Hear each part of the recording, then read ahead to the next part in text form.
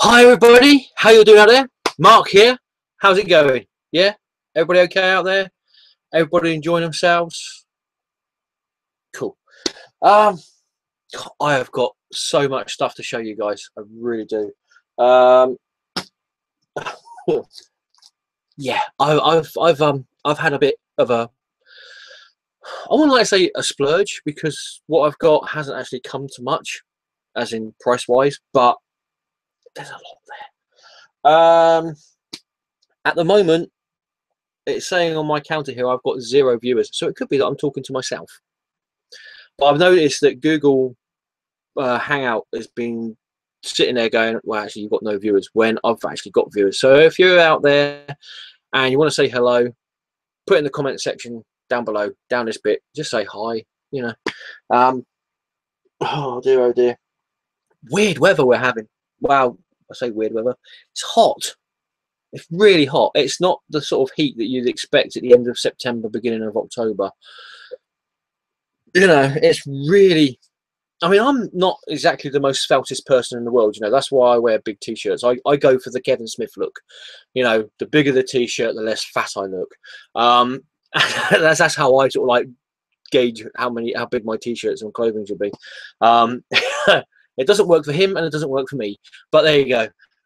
But you know, I'm not exactly, you know, the skinniest person. I've got some insulation on me, but even I'm thinking this is a bit too hot for the end of September.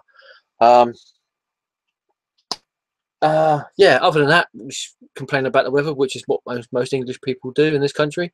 What's been happening with me recently? I had a week off from work, which was pretty cool. That's all right. I sort of like, well, if you noticed, look, it's 7 years it took me to get it like this. 7 years. Finally, it's in a relatively tidy sort of like situation. I know, amazing. I know I've got a big brown box behind me here, but trust me, this is not as interesting as you may think it is. It's just more comic boxes. I know. How can I fit more comic boxes in here? What I'm doing is I'm transferring my long boxes into short boxes. So I've got 5 short boxes in that box there, and I'll be hopefully over the course of the next few weeks transferring 3 long boxes from behind me into 3 of the short boxes there. Have 1 short box which will hold some of the comics that I've got up there, just sat in cardboard boxes doing nothing, and hopefully these ones here as well, that I'll be showing you soon. What else has happened recently? The girlfriend's parents came over from Holland over for a holiday. That's one of the reasons why I actually had a holiday this week just gone. Yep, they've really enjoyed themselves. Really like the country. Hopefully they'll be back again sort of like around about springtime to come over and see England again, and obviously see their daughter and me. Yeah, they really enjoyed themselves. At least they say they did anyway. So, but we went, because obviously we're showing people who have never really been to the UK before places at least around us that could be interesting for them. And knackered. I am really knackered. I'm actually going to go to work next week just to have a rest. In a good way. It was a fun week. Really happy that they enjoyed themselves over here, and yeah, looking forward to them to come back over again. Should be really good.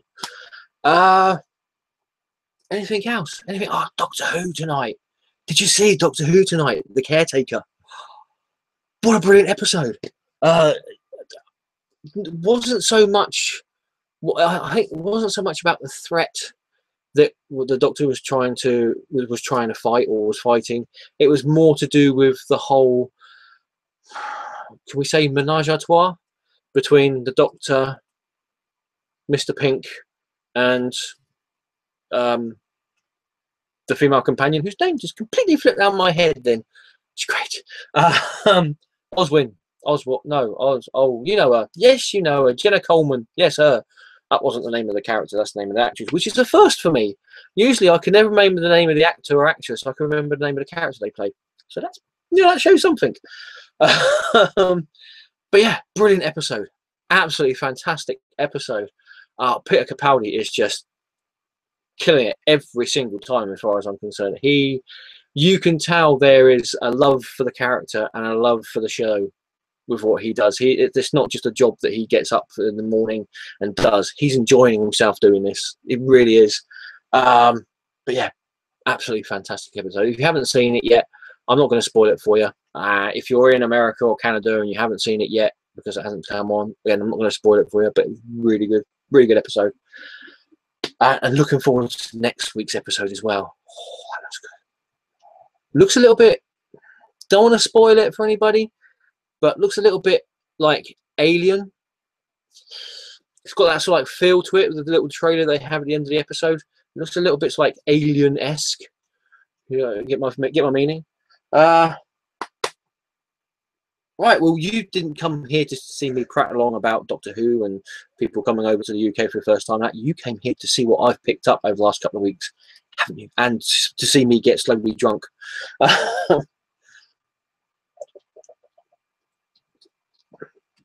stuff. Right. I think I have everything here. So, shall we start off where I usually start off? In the little local shop in the village that I used to live in. Yes. All the piece collections and part collections and weeklies and monthlies that I get from them.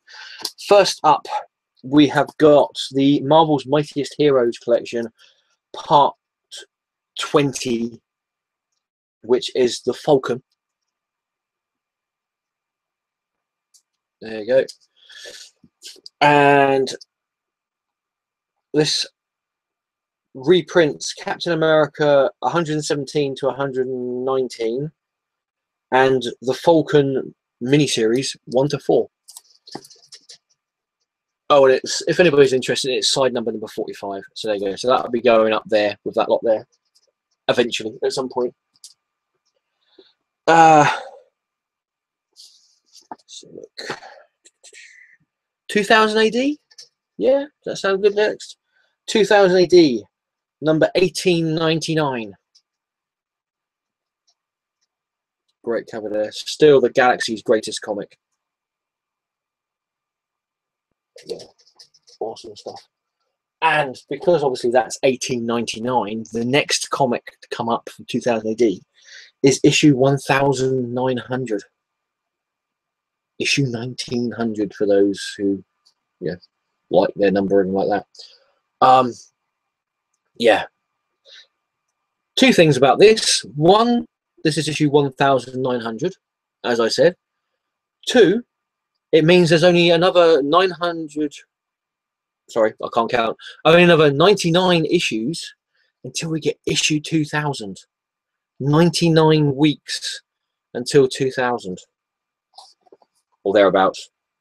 Some people might say 100. I never count the actual. I wouldn't count issue 2000 as. Yeah, it's the way I count. Yeah, awesome stuff. So this is issue 1900, 2000 AD. I thought it was going to be a little bit more spectacular than this. Not that 2000 AD isn't spectacular, but you know, for something that's a jumping on point, I thought there might have been a few more pages. Not as many pages as they would have done with their little like yearly comic that they produce at the end of every year, which they publish instead of an annual or yearbook.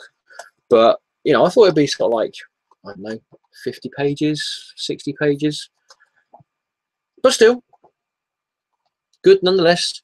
Really good jumping on point if you're thinking of picking up 2000 AD. This come out the Wednesday just gone. It's Saturday now, so next week is going to be issue 1901. Just for those who are a bit of a problem counting. And something, I was just flicking through this, and it looks like they have a little bit in here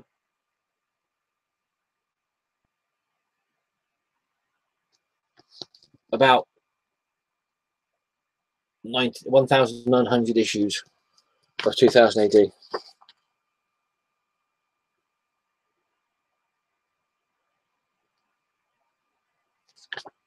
Yeah, should be interesting. So there you go. Now, as I mentioned before, Doctor Who. You might have had a little bit of an inkling that I'm a bit of a Doctor Who fan. Whovians, are they called? I've never affiliated myself with any group like that, but there you go. So, as a Doctor Who fan, I don't know if it's stipulated in the rule books, but as a Doctor Who fan, there's two magazines that I like to pick up. One is the Doctor Who figurine collection. This is number 28. This come out a couple of weeks ago, but unfortunately, when I went to the little shop in the village that I used to live in, they didn't have this in. I think it came out the next day, or they received it the next day. So I picked it up now. And here we have the Morbius monster from the 4th Doctor story, The Brain of Morbius. Thank you. There you go. So there's that. And pick up the right one. That's the figurine you get for it.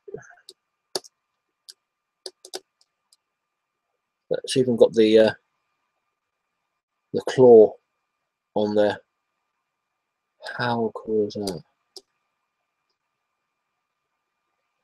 There's always one thing I wondered about this claw. Now, there's not many creatures in the Doctor Who universe that have actually got claws, and I can't remember if they mentioned, because this character Morbius, if you haven't seen the episode already, I'm sorry for spoiling it for you, but it has been around for like about 40 years. So if you haven't seen it, you might have, you've had plenty of time to. This character here is actually, if I remember correctly, he's a Time Lord that was he was banished by the rest of the council, the Time Council of Gallifrey, to the planet. Oh, arse biscuits. Hang on. See, this is the one problem with doing it live. It's the planet that they used for the 8th Doctor little thing, the Night of the Doctor. Yes, the one with the 8th Doctor in it, where he regenerates into the War Doctor. Khan! That's the puppy. Yes, the Khan, where you've got the Keepers of the Eternal Flame of Boredom. And yes, so he was exiled to that planet. And the only original part of him was his brain. Now, what I was going on about was the claw. Now, there was a Patrick Troughton story called, I'm going to show myself up here, The Underwater Menace. And in it, they had these crab-like creatures, which again, I can't remember the name of, because this is live, and I never remember the name of anything. And I can hear people shouting, "It's!"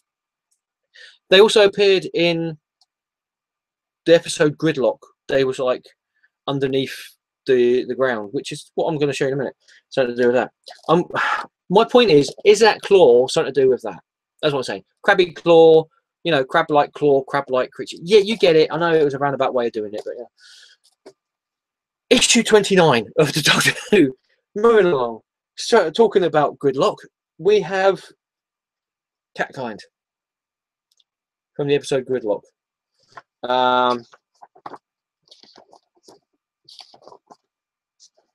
Macra. Thank you, magazine. The Macra. Yes. Is it a Macra claw? That's what I was going to ask. Very well be. So anyway, Catkind, number 29. And that's not bad. Pretty good likeness for the figurine there. There you go. Catkind man. And for anybody who's interested, the next issue of this will have, oh cool, a Sea Devil from the John Pertwee story, The Sea Devils. There you go. So that's what's in issue 30, which will be out next week or the week after, I think. Having this week off is sort of like throwing my whole days out of perspective. I'm not quite sure. Beginning of last week, I thought that Monday was Sunday. It was weird, really weird. which is, it was great because I was like, ah, it's no, was it? No, I thought it was. Oh, I thought I was a week ahead, so I thought Monday was Tuesday, which is even better. So I woke up Monday morning thinking, oh, it's Tuesday, you know, and I was like, oh no, it's not. It's Monday. Great, I've got an extra day for my week. Back to the magazines. Another. Again, I don't think it's written in stone that every Doctor Who fan should be getting it, but if you're not, if you're a Doctor Who fan, you're not getting it, you might want to think about getting it. It's the Doctor Who magazine. There you go. Awesome stuff. And this is issue 478. Oh, I knew they said it'd make me go blind, but I don't know. Yes, 478. Issue 478 of Doctor Who magazine. Awesome stuff. All about the new Doctor, the new season of Doctor Who.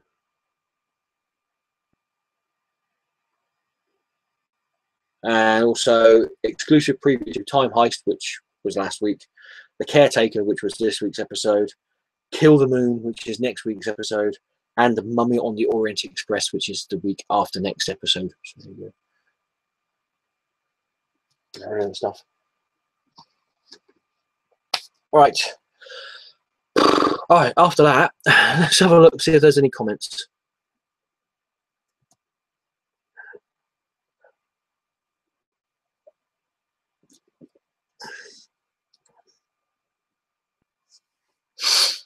Matt J, evening Mark, how's it going, mate? I hope you are well. Yes, other than the brain farts that I keep on having on this thing, I'm perfectly fine, thank you. How are you? Hope you're doing well. Kamikaze guy, yes, I thought he might. Yeah, cheers, man. Kamikaze guy, I'm here. Damn you, Google. I know, damn you to hell. And also, he says it was Ian Chesterton Jenna played. That was it. I thought it was Oswald Cobblepot in the new Gotham. So, oh no, don't talk to me about that. Yes, no, yes, it probably was that actually. She did look like she had a shave in this episode. So yeah, it is possible. Let's have a. And Costa Bromstar, good to see you, brother. And Jimmer man, how's it going? Hope you're doing well. And hope you're enjoying this. What could only be described as live car crash TV, I suppose. Well, not TV. What would it be? Computer screen car crash thing. I don't know. Anyway, more stuff to show you. More stuff. Hatch whales are, excuse me for using the vernacular, bastards. If you saw my last video, you would know that they've brought out another piece collection. It's another comic book collection that comes out once a fortnight. It's £2.99 for the first one. This one that I'm just about to show you, excuse me for burping live, is £6.99, and after that, it's £9.99 for everyone after that. It is, of course, the Judge Dredd Mega Collection. This is issue 2, which is side number 21, and this one collects the Judge Dredd story Mechanismo. And if you don't know about this one, this is the story where I think this is just after Necropolis in the Judge Dredd's history, and it's where the Justice Department think that, well, basically there's been a massive population cull from Necropolis, and they believe that they won't be able to put judges on the streets as quickly as they were hoping to. They don't do cloning anymore, wink wink, nudge nudge, so they were going to put robot judges on streets because they think that robots will be more calculated and, you know, easier to control, and that, oh, how wrong they were. Did they never see the movie Short Circuit? God, that was like pulling dead teeth out Walter's head. That was going to get that movie name out of my head. So there you go. Mechanismo. Awesome stuff. Really nice.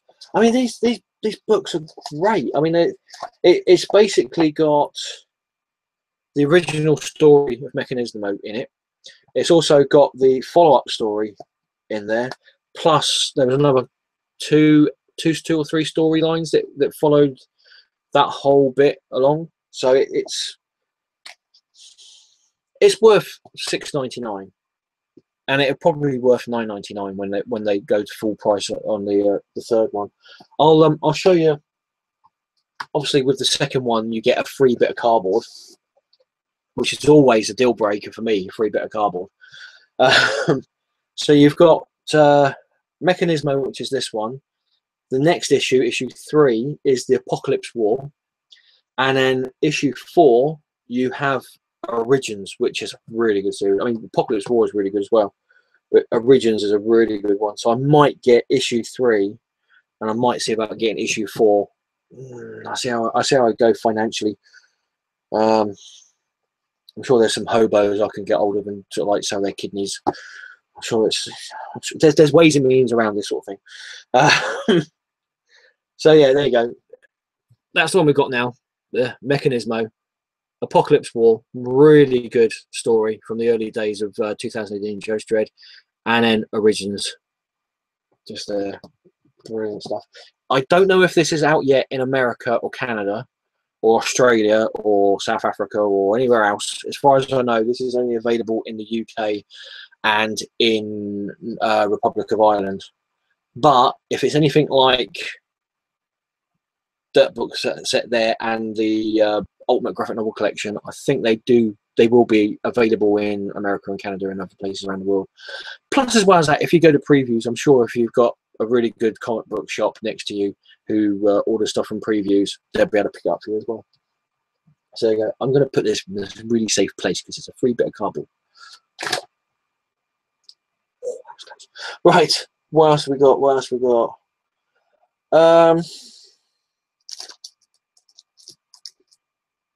As you know, I went to Southampton today to go to my local comic shop, Forbidden Planet, and I'm going to do a bit of ask about face way doing this. I'm going to show you little bits first, and I'll show you the comics. When we were there in Southampton, there was Mr. Wolf, who isn't actually a person from Pulp Fiction. He is actually a real guy I work with. Awesome guy, absolutely brilliant. My Butter One, Adam, he came along as well, and also Cooley from Cooley Comics. We met up with him. Absolutely fantastic to see you, dude. Really, really nice to see you again. Last time I spoke to you was at LSCC in March this year. So really nice to see you. And I hope you do really well at uni in Southampton. I think you're gonna do brilliantly at that thing. So, but when just as we were coming home, we popped into Toys R Us. That's what I mean about doing it arse about facing this.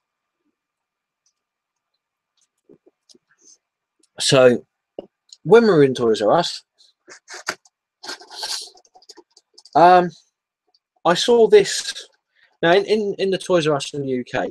Well, at least the one in Southampton anyway. They've got all these, you know, the Disney, what they call them, those little toys, sort of figurine things that you stick on a computer for, is it Xbox and PlayStation? And you stick the toys on there, and then you actually play that character in the computer game. Those ones, yeah. Can't remember what it's called because I don't play it, so there you go. But I saw this in Toys R Us in Southampton, and I thought it looked really cool. Actually, I thought it was quite. There's a certain Scotty Young sort of thing about it, and I thought I'm going to pick that up actually.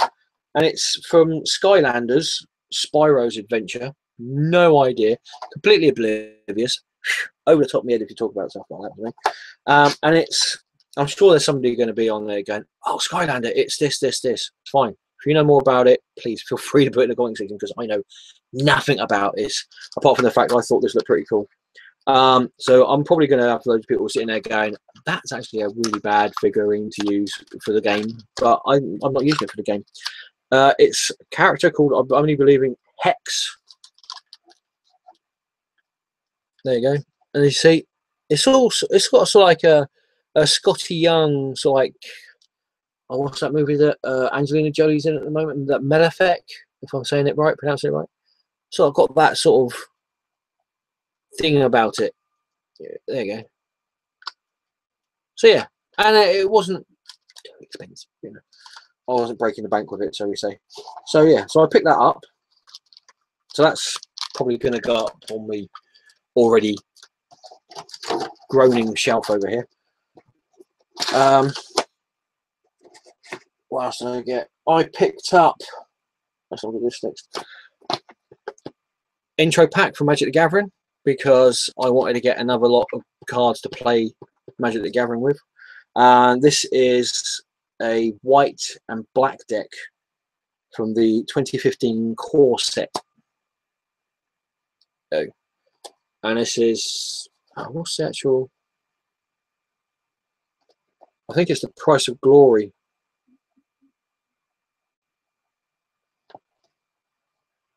Yeah, as you can see, I haven't opened it yet, so I don't know what's in there at all. If anybody's interested, I might do a recorded video and just show you what cards I've got, but then if I do that, then it's not going to be a surprise for when I play Adam at Magic the Gathering and that, so I might just open it up and see, well, do it in the privacy of my own toilet. Stick that up there. The big thing that I got from Toys R Us, so this is what I'm really happy about. These things are going to like for about 15 quid on, well, actually in Toys R Us, but I think this one, there was this one and there was a Sixth Doctor, Colin Baker, Sixth Doctor on, which were going for £9.96 or something like that. I picked this one up because I just thought it was really cool. It's the, what do they call it? It's the classic Doctor Who Doctor and Dalek two-piece box set thing, whatever you want to call it. It's the second Doctor, played by Patrick Troughton, and a Dalek from The Evil of the Daleks, which is still a missing episode, still a missing story. So there you go. How cool is that?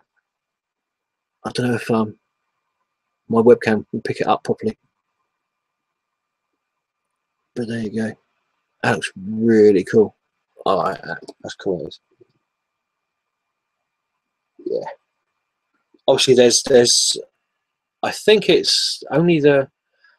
I think I've only seen the classic series with ones with these. So you've got all 8 Doctors. I can't remember seeing a 9th, 10th, or 11th Doctor in this sort of like box set thing. If there is those 3 Doctors out there, let me know in the comment section down below, because I'd like to find out.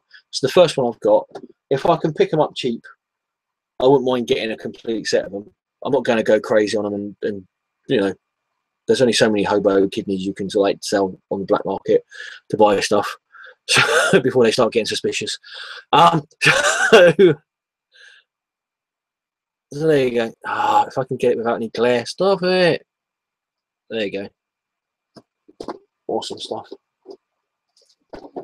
Let's stick that up there for now. And what else did I get? I picked up these actually in Forbidden Planet, and it's, if you cast your mind back so many months ago, I picked up some Looney Tune, what they call them, blind boxes, which were they were a little bit like Looney Tunes, like Lego things, but that's not Lego. And you had, well, I'll show you. It's the 12th Doctor box, blind box thingy here, like this.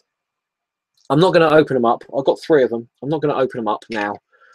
What I'll do is I'll do a recorded video probably tomorrow morning when I've actually woken up properly.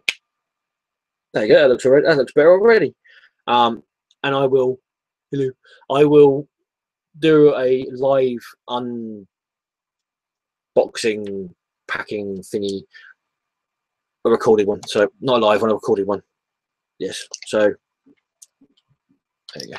So I picked those up from $1.99 each. I don't know if that's the usual price for them. I imagine it would be.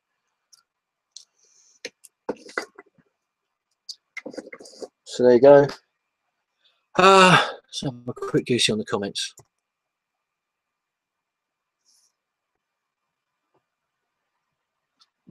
Ooh.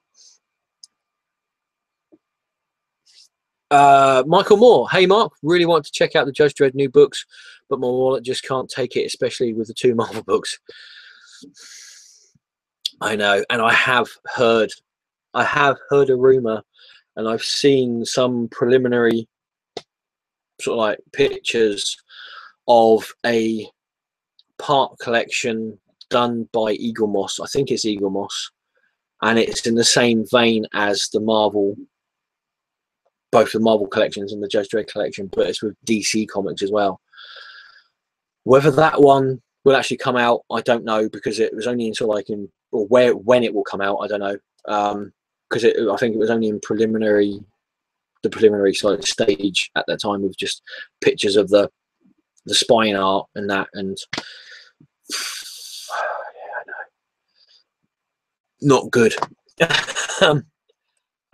Monkeybot, stop buying the part collections, you crazy fool. They will have all your money. No, they won't. They will. Yeah, okay, they might do. Yes. Well, actually, no, they won't, because the comic companies will have most of my money.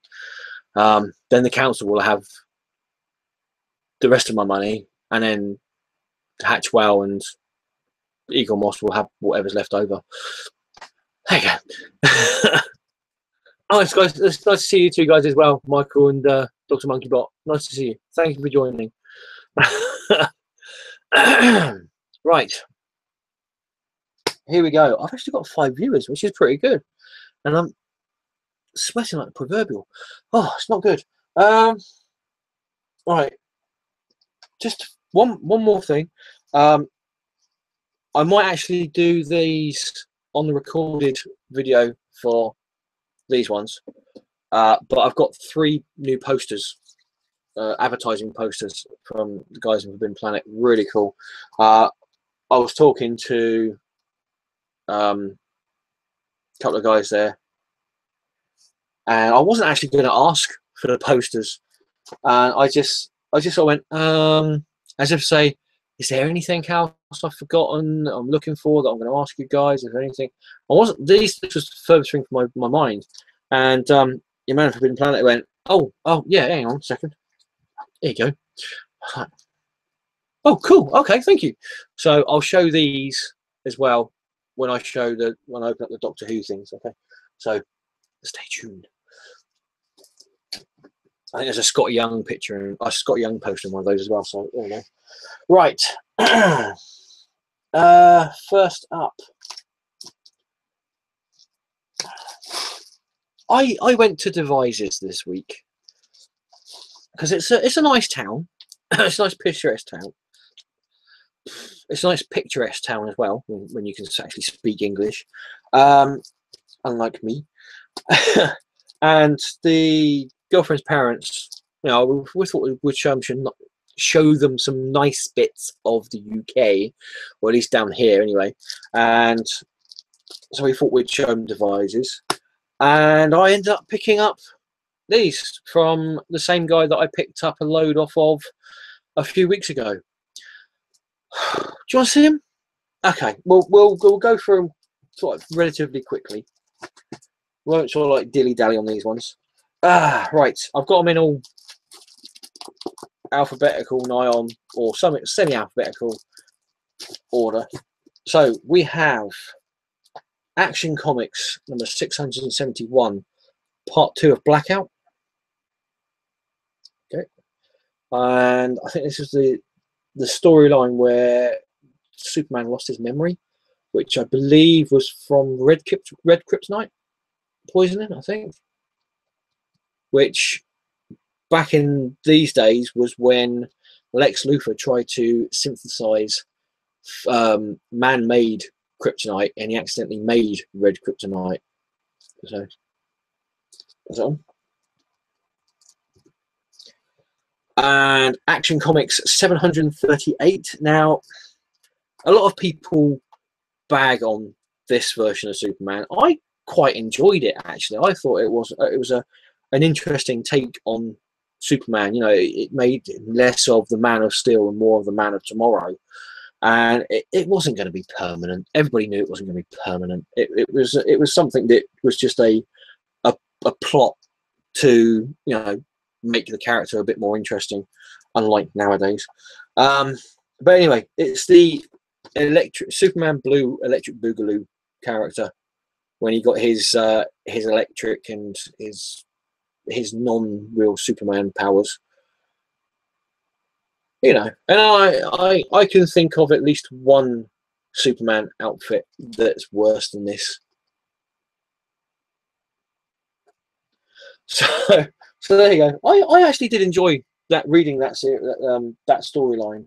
I think it went on for about 6 months. I think that storyline where he had his electric powers and he obviously reverted back to normal. Sorry, itchy nose. Right, a couple here to fill in some gaps for my Alpha Flight collection. We have Alpha Flights number 49. Just in case anybody's wondering, all these comics cost me 50p, so that's why, you know, I've got a fair few comics, but I didn't really spend that much. And number 64. There you go. Batman, Gotham Knights, number 52.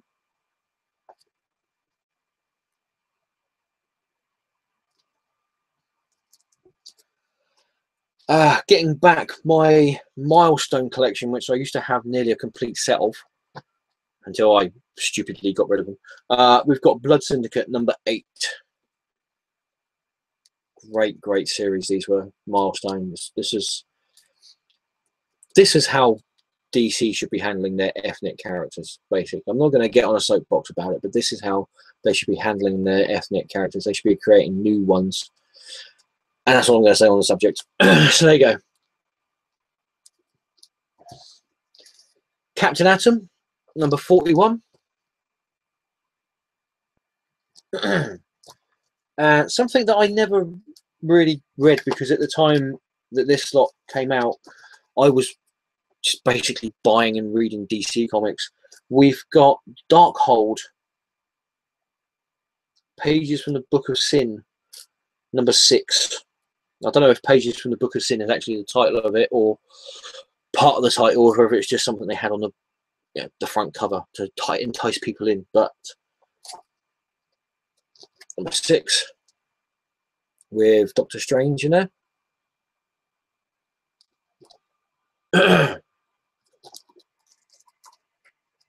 And number 7. How could I not pick up a comic that says only Vicky stands between Doctor Strange, the Scarlet Witch, and death by slime? How could I not pick up a comic like that with a cover like that? Look at it. It's very sort of like, I'll tell you what it reminds me. Looking at certainly these like faces in this sort of slime. Oh God, I should stop doing that. I hate people who do that.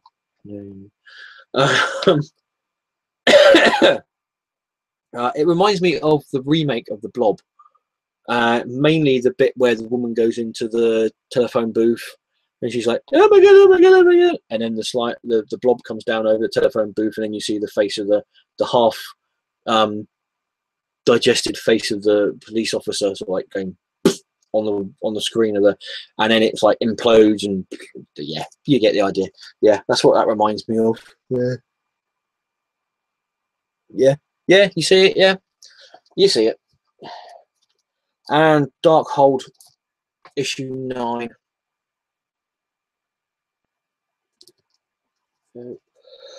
Deathlock special number 4. Deathlock with Sunfire guest starring in that one. And again, this is a run of comics that I actually had an eye on complete set of until I stupidly sold them. And this is the Doom Patrol that went from DC Comics to DC Vertigo. And these were the ones that were written by Rachel Pollock, I think was it? Yeah, Rachel Pollock, after Grant Morrison finished his run on there. And we've got Doom Patrol issue 73. Great covers of these. 74.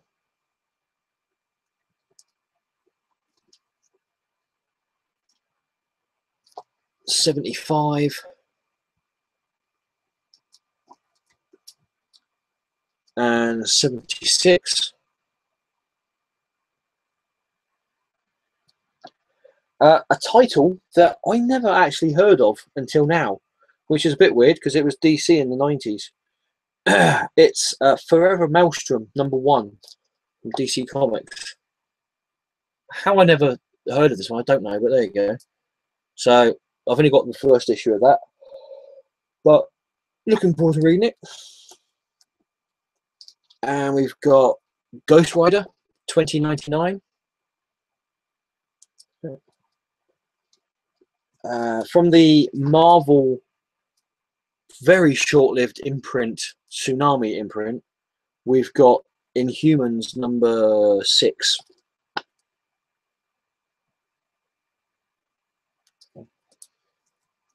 This one,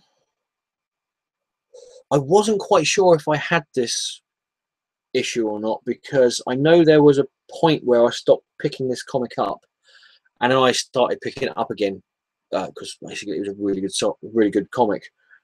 But I never actually got the missing issues. I can't remember if I've got this issue or whether it's one of the missing ones I've got. But for 50p, you can't really say no.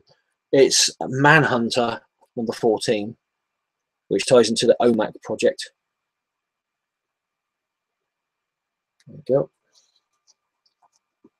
From Marvel UK, the Marvel UK, it was around about like the early to mid 90s. We have got issue 3 of Gene Dogs.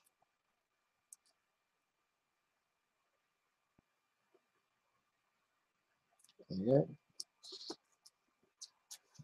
Issue 8 of The Incomplete Death's Head.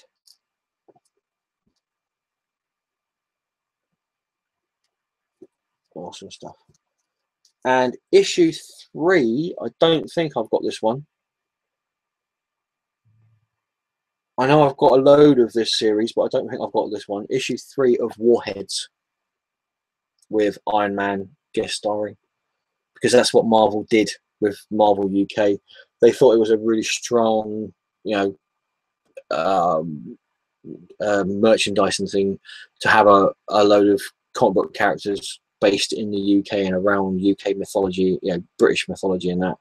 And they ended up chucking in the American heroes just to bolster that, so that you'd have Iron Man showing up, you'd have Ghost Rider and Wolverine and the X-Men and the Fantastic Four showing up in certain issues of this. I suppose one way to sort of like, say this is still part of the whole Marvel universe, but also another way of saying, hey, look, we've got Iron Man in this one, buy this comic, it's got Iron Man in it, yay. So I don't think I don't know, it always seemed to me like they never really sort of like had this trust in the Marvel UK lines to sell by themselves, which I suppose in a way, but I don't know. Maybe if they hadn't put things like Iron Man and Wolverine and Ghost Rider in the comics, Marvel UK imprint would have gone down the Swanee way before it did. Who knows? #1 of the 4-issue Metamorpho miniseries. Yeah. Again, another miniseries I used to have until I sold it there. What we got? Micronauts. Oh, cool, it's a wraparound cover. Micronauts #47. Nice wraparound cover there. This might look bad, but it's just the comic bag that it's in actually. Midnight Suns Unlimited #2 with Morbius, Darkhold, and Night Stalkers. It's quite a nice cover actually. Very reminiscent of the old Curtis magazines, Marvel Curtis magazines used to get in the 70s and 80s. That cover.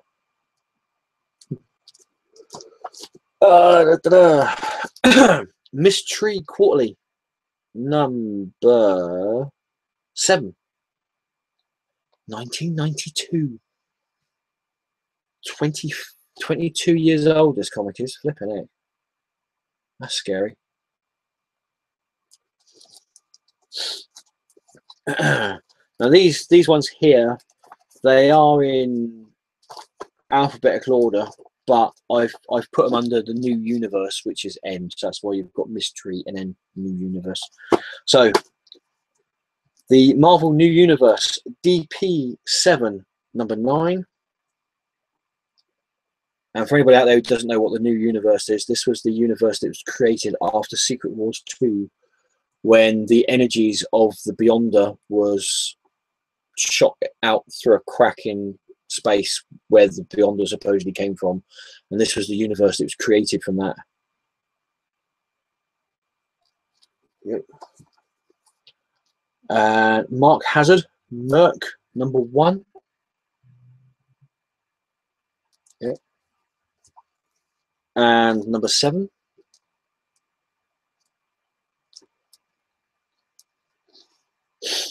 Night Mask, number 2, which is just recently, or as recently as about a year ago or so, has been reintroduced into the Avengers.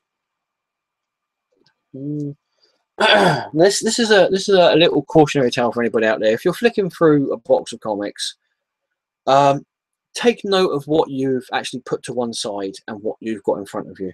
I've got PS Force number 2. There you go. And then I've got PS Force number 2.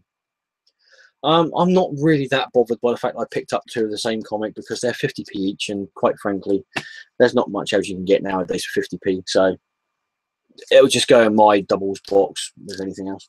I'll see which one's best. The best best quality one will go into my collection. The other one, which they both look around about the same, will go in my doubles box. And if anybody wants, says, "Oh, that looks interesting, can I have that?" There you go. Spitfire and Troubleshooters number 3.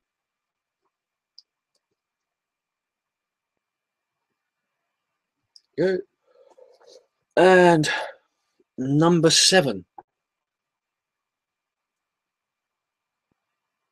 There we go. So that's the last one for the new Universal. The New Universe. Sorry, the New Universal was the Warren Ellis one that they've done just recently. This one, Power Pack number 31. I've already got this issue, but the copy that I've got is a bit rank, shall we say? So I picked this one up, 50p, to replace the one I've already got. The Ray number 7 with Black Canary in the bottom there. I know it's Canary. I know. I'm only mucking about. Yeah, pretty cool cover there. I remember this series and thinking, wow, that's a weird concept. And it's not the only one actually that I've got here that was quite a weird concept. Scare Tactics. Do you remember that? Scare Tactics number 1. It was a bit like, what was that Hanna-Barbera cartoon that they brought out? Not the Groovy Ghoulies. It was Drac Pack. Yes, where you had the sons of Frankenstein's monster, Wolfman, and the son of Dracula, basically doing what Scooby-Doo does, but being monsters. That's what this reminded me of. It was actually a band that was made up of actual monsters that toured America and sort of like solved mysteries, I think, from what I remember of the series. Yeah, so there you go. Secret Defenders number 2. Anybody from Marvel? There you go.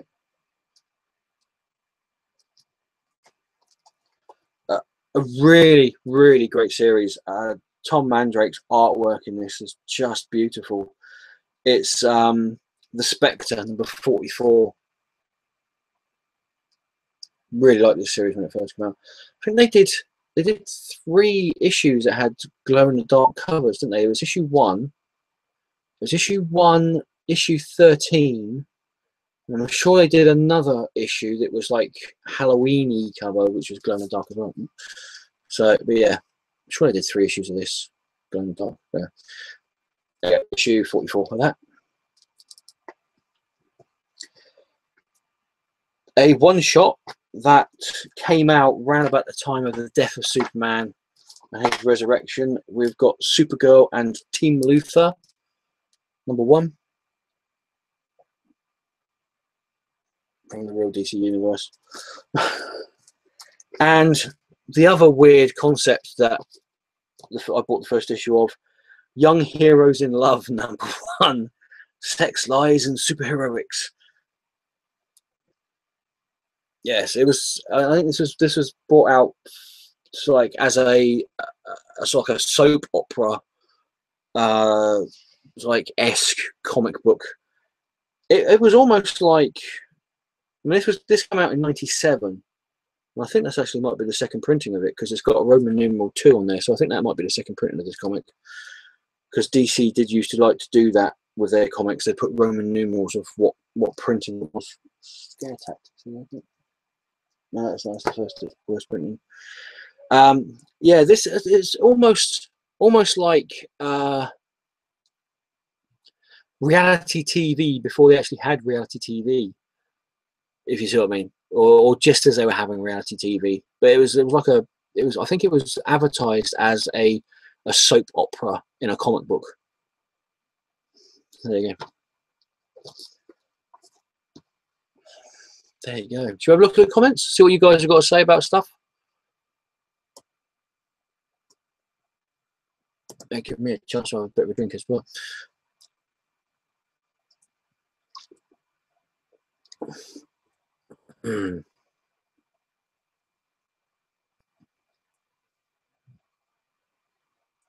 Oh wow, loads of comments. Stacey Gallagher, loving the Doctor Who part collection. Do you have much Doctor Who stuff?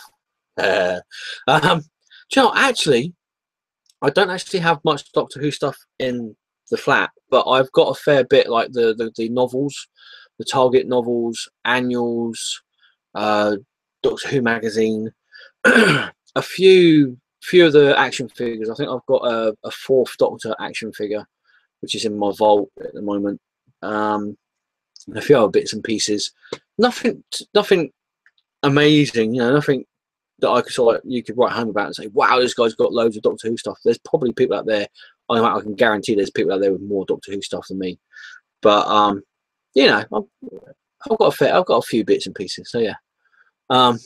Anthony Thurman, evening dude. Hope you're okay tonight. I'm not feeling too great tonight. I hope by me watching this could turn me happy.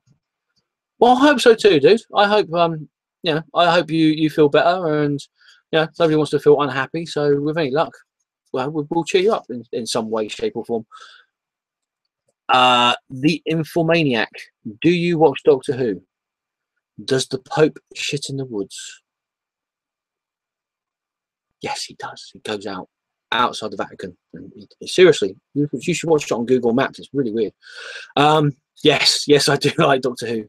I do watch Doctor Who. I wouldn't like to say I've seen every single episode of Doctor Who, because I haven't, because obviously I'm a bit too young even for that. But I've seen most episodes of Doctor Who, and I have seen the what do they call them, the telesnaps of the missing episodes of Doctor Who. And telesnaps was where they used to take pictures.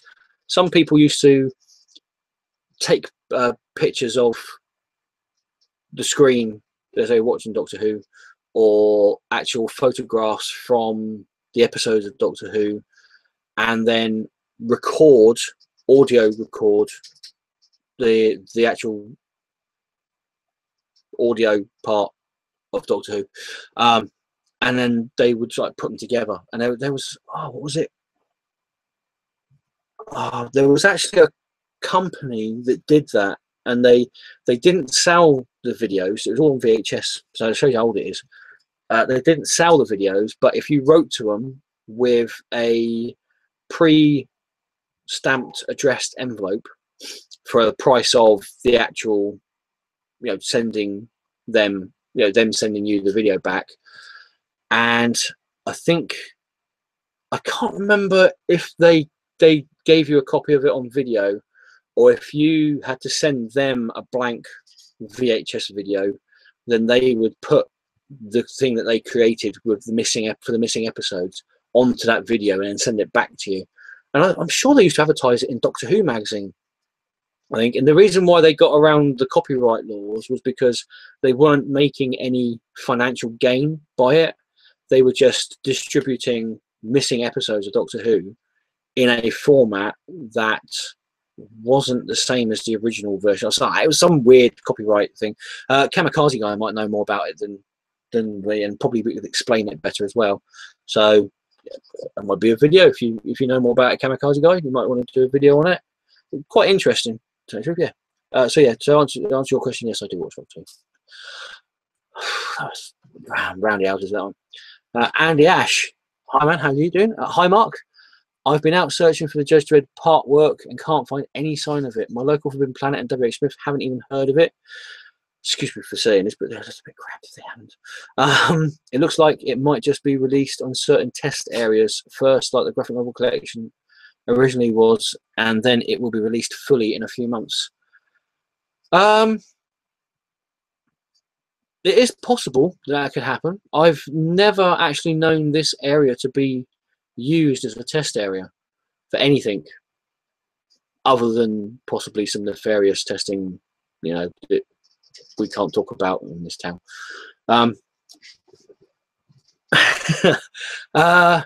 It's possible that they might have only been brought out down south. I know that they did it with, I know that Eagle Moss did it with the Marvel figurine collection, classic figurine collection, and they also did it with the Doctor Who figurine collection. I also know they did it with a collection of horror movie figurines as well, but that didn't sell very well. I think they made 5 of those and then cancelled it. So it is possible. It is possible. But you can tell your Forbidden Planet and WH Smiths that yes, the Judge Dredd Mega Collection does exist. So yeah, hopefully you'll be able to get it. It's fairly easy to grab hold of down here, so to speak. So with any luck, fingers crossed, I hope you can find it, man. Any more comments?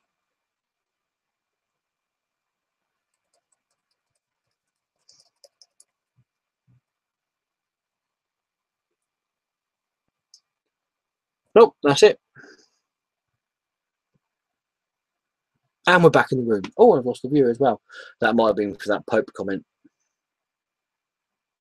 Oh. Right. What are we going to do now? Some eBay wins? eBay wins? Yep, some eBay wins. eBay wins. There was a guy on eBay. Well, I think it was a guy, Mike. Yeah, it must have been a guy. I'd imagine he's with a name like Mike. I think he would have been a guy. I suppose we could be short for Michelle. Mike. Anyway. So I picked up some comics from him. I don't think all of these are from him. Those aren't from him. That's not from him. All these are. Right, first up. This comic here it's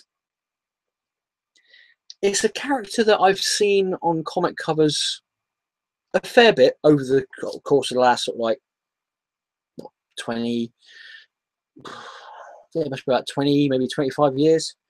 And it's always been something that's intrigued me, but never actually intrigued me enough to want to pick up the comic and read it. I've got a few of the miniseries, but not actually complete sets of miniseries with this character in it. And I saw this on eBay for 99p, and I thought, yeah, go on, I'll give it a go. This actually reprints the first 2 issues of a character called Concrete, which is published by Dark Horse Comics, and it's called Concrete, Land and the Sea. A special edition of Concrete's first 2 adventures with new material added. So there you go. Now I've been reading up on this over the course of like, you know, whenever. And from what I remember, this was, apart from the whole, this is a guy who's had his brain or his mind transplanted into a near enough indestructible robot body, and it was done by aliens. Apart from those two factors, the whole of the rest of the concept for Concrete was that it was in the real world. So there was no other supernatural or paranormal or superheroes or anything like that. Concrete, this character here, was the only character that was out of place in the real world, if you see what I mean. It seemed like a bit of an interesting, you know, interesting concept. So when I saw this, the first two issues of Concrete, I don't think these are the first appearance of Concrete. I think the first appearance of Concrete was something like issue 3 of Dark Horse Presents, way back in, it's like the early 90s, 91, 92, whenever Dark Horse Comics first started out. So yeah, I thought I'd give that a go. I'll stick that in there. Oh, these are good. These are good. Grendel, the character Grendel. I've always had this, again, it's a fascination with this character. Never really one that made me go, I've really got to read those comics. But it's always been like a fascination with the character. I think it was ever since I picked up Grendel Batman, the first Grendel Batman miniseries that came out way long ago. So I've not really got many. Well, that's a really good, you know, sentence in English, isn't it? I haven't got that many issues of the Comico published Grendel comics. So when I saw these on eBay, for like both of these for 99p, I thought, yeah, I've got to get him. This is Grendel 16. Just in case that crudely written also, that's actually on the cover. That's actually the cover. It's not somebody's gone with a marker pen and gone, that is actually part of the cover art. Also, that's the name of the story. So there you go. When I first saw it on the picture on eBay, I was like, somebody written on that. Oh, well, it's only cost me 99p for 2 comics, but it isn't. It's actually the title of the comic, the title of the story in the comic. So there's that. And then we've got issue 17. There you go. So looking forward to reading those. That's a complete 2-part story. There's a little bit of a dink on there, but that's right. I can live with that. Nothing wrong with that. Not necessarily in light of events that happened at the end of Guardians of the Galaxy, but just to go into my Howard the Duck collection, which I do actually have a Howard the Duck collection. It's not big, but you know, it's substantial. This is the Howard the Duck Holiday Special #1. There you go. I think this is from the 90s in DC, Marvel. So make of that what you will. There you go. Is that? Or I'll tell you what. If you saw the last video that I did where I showed you my complete set of 11 issues of the second volume of Man-Thing that I picked up last month, which I was really happy with. It's sort of like whetted my appetite. So I'm getting comfortable now. It sort of whetted my appetite from all things Man-Thing. So I saw these online. I saw these on eBay sold by the same guy as doing this one. I thought, yeah, I've got to get him. We've got Man-Thing #16. And it's got the 6X on there, whatever that means. That's actually is written on there by marker pen. So you got, there you go, Man-Thing #16. Man-Thing #17. These aren't in perfect condition. They're nowhere near mint or even very fine, but that's all right. They're still readable. Man-Thing 21.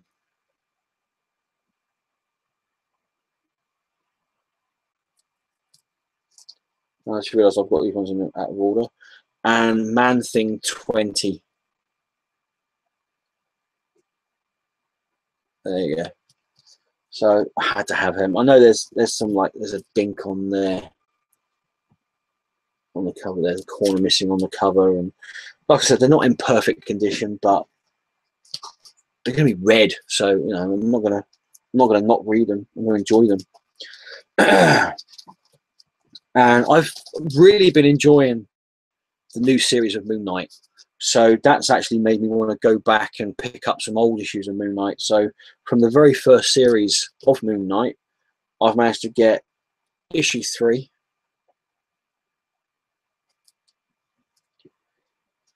issue 7,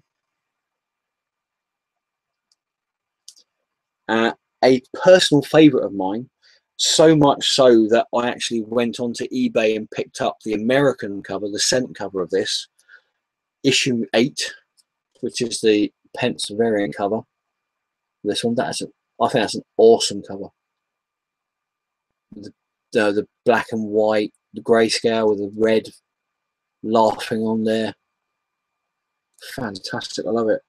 The only bits of colour you've got on there is obviously the red from the Moon Knight and the red on the laughing, and there's a little bit of pink on his face where his mask has been ripped off. Stunning cover, absolutely brilliant. And then we've got Moon Knight number 9 and number 10.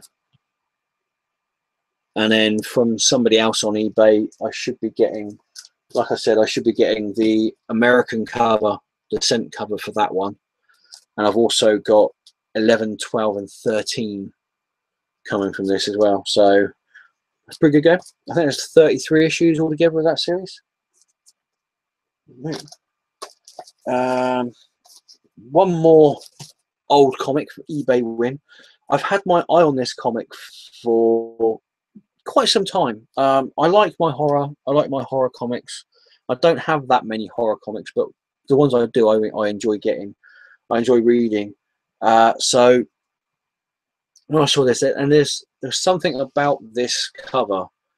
I think I know what it is. It's this, like, the Elvira, not even Elvira. What was the name of the character? There was an actress that played a character that was a bit like Elvira, but it was more in the 50s and the 1950s era of going onto the screen and saying, this is the horror film, this is the B movie for tonight, sort of thing. And I can't remember the name. I hate this. But it also reminds me of the character that's in the Ed Wood movie, Plan 9 from Outer Space, which I don't care what anybody says, is a classic. It might not necessarily be a good film, but it's a classic film. It's the Red Circle Sorcery comic number 6. You'll see what I'm going on about there. There you go. That character there. I saw this, I was like, I've got to have that comic. That's just a cool cover. So there you go. Right. Comments? Yes.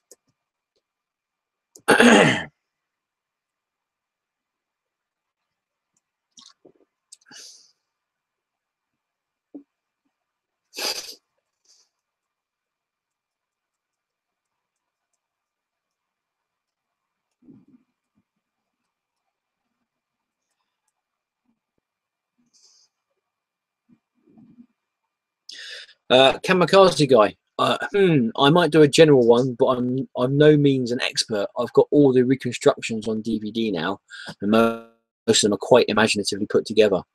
Yeah, I didn't actually get them on VHS. I remember downloading them when they did them digitally, which I'm imagining is where you got your DVD ones from.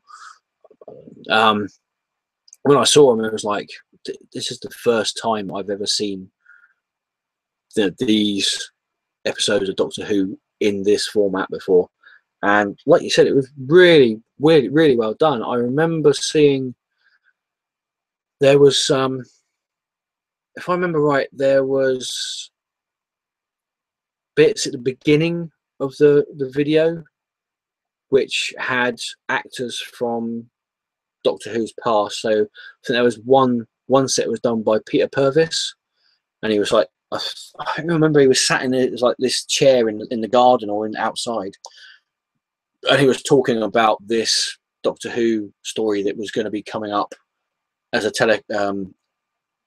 telesnap thing, and a bit like the way BBC did the Shada series, where they had Tom Baker come in and talk in between the bits that weren't filmed or hadn't had any sort of like anything done with it. So Tom Baker's talking about what was going on, and then they had the very small bit of clip of the episode, a bit like that.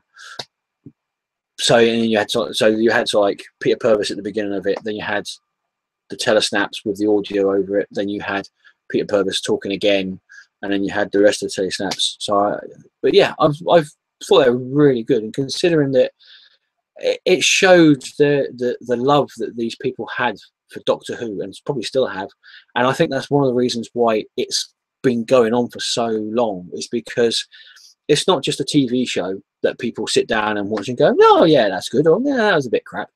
It's a TV show that people actually invest not only a lot of time and money in buying the stuff and watching it, but also a lot of emotion in as well. And I think that's why, that's why Doctor Who has been going on for so long, and it will continue to go on for so long. There you go. The Infomaniac. Even though I wasn't alive in the 80s, Colin Baker would always be my doctor. I was so happy when I met him at Doctor Who convention in West Kirby. Oh, cool. That is brilliant. I'm trying to think now. I have not been lucky enough to meet any actor that has played Doctor Who. I have met one person. I've met one person that has actually been on Doctor Who, and that was Patrick Moore. Yes, and he appeared in the episode The 11th Hour, which was the first Matt Smith Doctor Who episode. He is actually in that episode. But yeah, the closest I've ever come to meeting an actor who played Doctor Who was seeing Colin Baker on stage in a pantomime. Can't remember where the pantomime was. It might have been in Southampton. And I think I've told you this story before. I've told this story in general anyway. And it was a toss-up between watching Doctor Who, an episode of Doctor Who with Colin Baker in it, or going to see Colin Baker and Nicola Bryant in this pantomime, where it was. And I actually wanted to see Doctor Who, but my parents told me no, I had to go out and go to see the pantomime. So I went on a bus and went and saw this pantomime, which was okay, but I still felt I wanted to watch Doctor Who more than watch the pantomime with the actual actors in. I was about, oh wow, it must have been about like 12, 13 when that was on. So there you go. Right, that's the comments.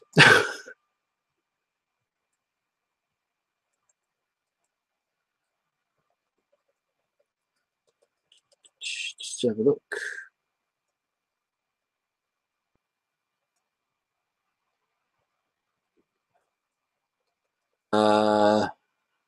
Look, that's all the comments so far. And we're back in the room. Right. Let's go for new comics next. Actually, no. Let's go for these ones first. When we were going to Southampton, we always pop into the Oxfam in there because they've always got some comics that it's like a smattering of comics that might be interesting for me to pick up, or anybody to pick up. and it wasn't too bad. I only got a few comics from there. Cinderella from Fable Town with Love, number 2. And Onslaught Unleashed, number 1. And this was the one that I saw, and I was like, I think I walked in, I just went, mine. 2 issues of The Shadow from DC in the 1970s. Issue 5 is fairly badly beaten up. I'd say it was probably a good to very good copy. There you go. Issue 5 of The Shadow. Awesome stuff. But issue 6, now on issue 6, in fact, I'll show you this here. It's got it. Issue 5. I don't know if you can see it there, actually. I don't think you can you? Excuse me. It says issue 5, poor, but number 6, very fine to near mint. No, it's not. I would say it was possibly. I would say it's possibly a fine to very fine. There is some, dinks and dents on it. There's foxing on the interior pages, which means it's going a bit browny, yellowy colour from age. I wouldn't have said it was near mint. I would say that at the highest it was probably a very fine, but it wasn't any lower than a fine at least. So there you go, number 6. So I've now got issues 4, 5, and 6 of this. That's pretty cool. Show you these ones. Right, these are new eBay comics that I've just bought off of people in general. From Comic Biz stores on eBay, I picked this up, Avengers number 35, and this is part of the new story arc. I think this is going in. Is it Avengers, New Avengers, and Secret Avengers? Is it? No, it's the beginning of the Time Runs Out story arc that's going through some of the Avengers titles.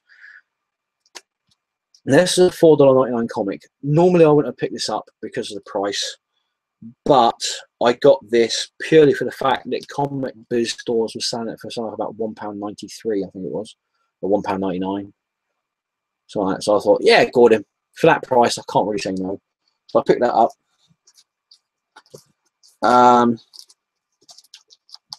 Now this is going to shock some of you. Other people it might not do, knowing what's on the back page of this, the last page of this. So if you want to sit down now, feel free to do so. Sit down, yeah, calm yourself. In fact, I'm going to have a drink myself. Well, you know, open up a can. So, I'm not the best friend of the DC New 52. I think it's pretty well documented my disdain for that. This reboot that we have, unfortunately, from DC at the moment. But I felt that I had to pick this issue up. One, because it was a fairly cheap copy that I picked up from eBay. I think I paid about £3 for it, which it's a $4.99 comic. £3 for that in the UK isn't too bad. But 2 was for the last page on this. Now, I'm not going to spoil it for anybody who hasn't read this comic yet or hasn't seen, everything that's on the internet about this comic. So basically somebody who's been living somewhere in the remotest corners of Africa or South America, or living under a rock or Mars or somewhere like that. But I literally bought this for 1 page, which I've bought comics for less, really.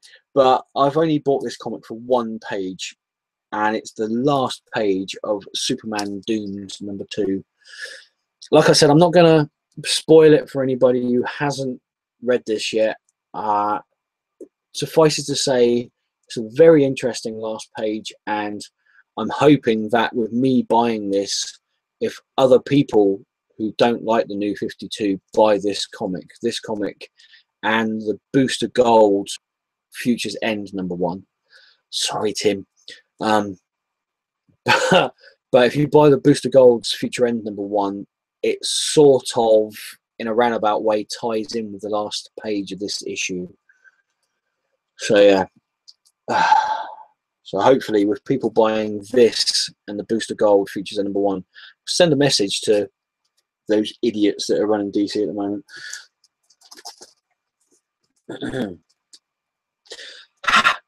On a completely different note, Valiant Comics. They just cannot do any wrong. Delinquents #2. Great little miniseries. This really hilarious, absolutely brilliant. Archer and Armstrong and Quantum and Woody in the same comic. What could go wrong? From Boom Studios, I've been looking forward and waiting for this to come out since I first heard it was going to come out. It is George Perez's Sirens #1. Great first issue with that. Tying in with Edge of Spider-Verse, we have Superior Spider-Man #33. And supposedly this is the last issue of Superior Spider-Man until they can figure out a way of making issue 34. Really good though, really good. Solar, Man of the Atom #5 from Dynamite's imprint title Gold Key, if you want to call it that. Really good series there so far. A DC comic that I was actually excited to pick up, and it was really good. It's Multiversity, Society of Superheroes, Conquerors from the Counterworld #1. I think a lot of places are actually classing this as Multiversity 1.1. So yeah, really good this issue was. And from Image Comics, The Wicked and the Divine #4. Very impressed with this series so far. Only 4 issues in, but very good. What else we got? I'll quickly show you these and I'll go on to the comments because I've still got a fair few comics to go through. Another piece collection that I get, shock horror, the Ultimate Graphic Novel Collection. We have got here issue 71, The Invincible Iron Man, The Tragedy and Triumph, which collects Tales of Suspense 91 to 99, Iron Man and Submariner 1, and The Invincible Iron Man 1 to 4. That's one heck of a thick volume. Oh, hello, Purdy. Hello, Gil. Careful with the comics, please. You're gonna sit back to where you were. That's yeah. Sit down. That'd be fine. So there you go. Looking forward to reading that. That's going to be really cool. And issue 72 of the Ultimate Graphic Novel Collection, X-Men Schism, which collects X-Men Schism 1 to 5, Generation Hope 10 and 11, and X-Men. Red writing on black background. X-Men Regenerations #1, or Regeneration #1. So another chunky book there from the guys at Hatchwell. And just in case you're wondering, that's side number 72, and I think this is classic. Yeah, classic side number 7 in Roman numerals. So there you go. So there's that. I will refresh the comments. As I do that, I will refresh my palette. Wow, I sound like a wanker there.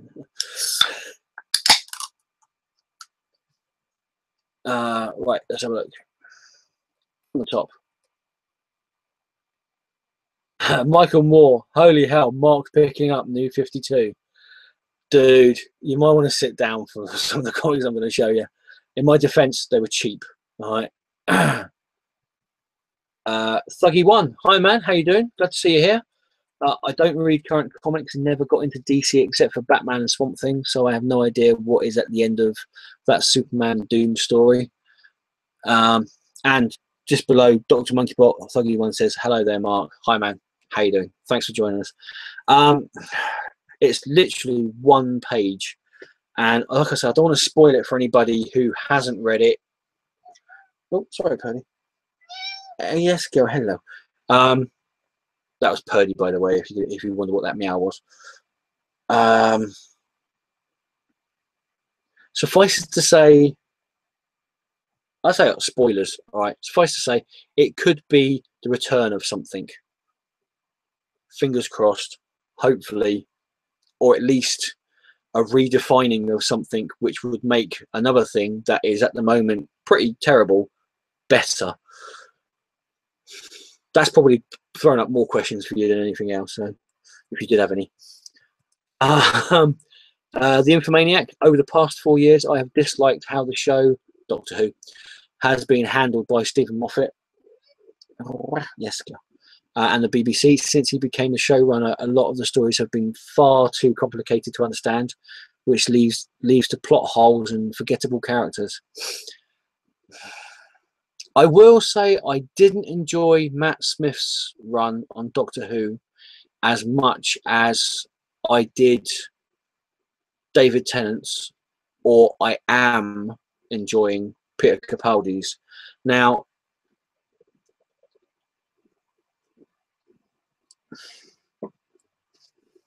I've got nothing against Matt Smith. I don't know the guy.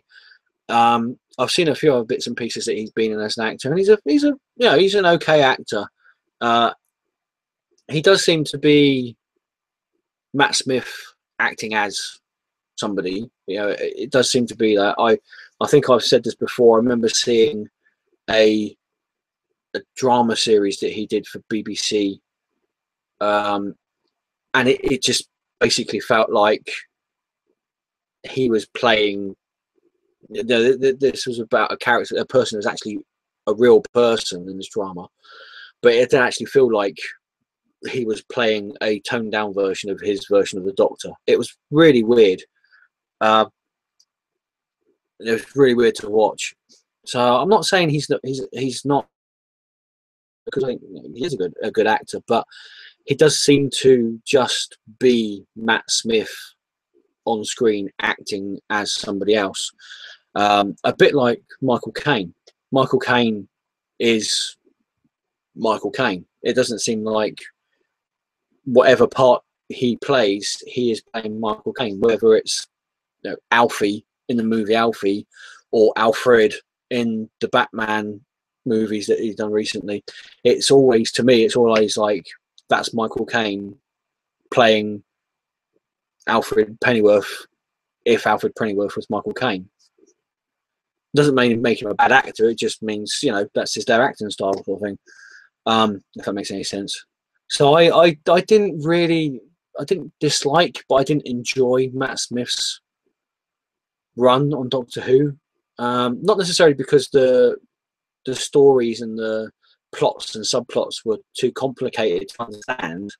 I just didn't I didn't enjoy his Doctor as much, if you want. But I think with this series, Stephen Moffat has sort of learned from that, and I don't know, but this series seems to be much more enjoyable for me anyway.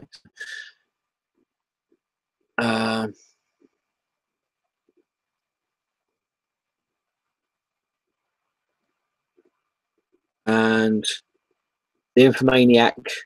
On October 11th, I'll be going to the Living Dead Con at Liverpool. Can't wait to meet Dave Prowse, who played Darth Vader in Star Wars. Davy Jones is going to be there as well. He was the head of the makeup department of Doctor Who back in Series 1. Oh, nice. Nice one. Unfortunately, Liverpool's a bit too far for me, being down south and all that. That would cost a fortune to get up and everything, and I wouldn't be able to go up there in one day and do that and then come back again. I'd have to stay up there for a bit. But I really do hope you enjoy yourself there, man, and I really do hope that you get some stuff signed and everything. I'd like to also say David Prowse, yes, he played Darth Vader in the Star Wars movie, but he was also the Green Cross Code Man. and he would always be the green crosscode man to me. Not in a bad way, in a good way. I still look left, look right, look left again, just in case he's behind me. Right, there we go. And we're back. Oh, dear. Right, let's have a look.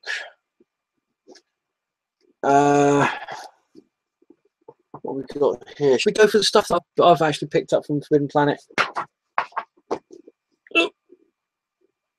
As long as I don't drop it on the floor. Right. Okay, first up, freebies. That's freebies. I picked this up from a place in space. Was it a place in space? Yeah, I picked this up from a place in space for 99p. Last time I showed you my haul video, my live haul video, but I picked this up again from Forbidden Planet. In fact, they actually put it by for me in my standing order, which was really cool of them. It's the Marvel, celebrating Marvel 75th anniversary magazine. This is the free one. There was, I think there was 2 or 3 other versions of this, which was like $10, which had the Alex Ross covers on the front of them. But this is the free one, so yeah. I know I've already got it, but it's nice to have more than one of things like that for free. And we've also got the obligatory previews. I haven't had a chance to look through this yet, but you've got, it looks like Wolverine, Colossus, Gambit, Cyclops, and Cable from a new line of action figures from Marvel.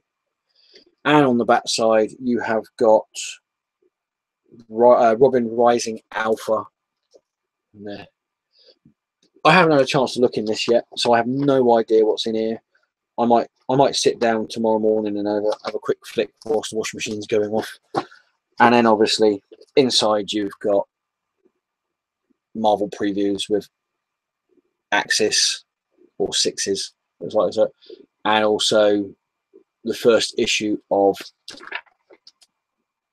Shield, which I believe ties into, I don't know, I think this ties into the TV show, but I don't know if this brings the characters from the TV show into Marvel 616 universe, or whether it's like the Smallville comics that they brought out, or the Arrow comic, or the Flash comic that they're bringing out that ties into the TV series. I'm not too sure. So if you know anything more about that, because I haven't had a look at this yet, so I don't really know myself. So there's that. And I think actually me and Costa Bromstar may be the only 2 people on this whole planet that's actually buying this.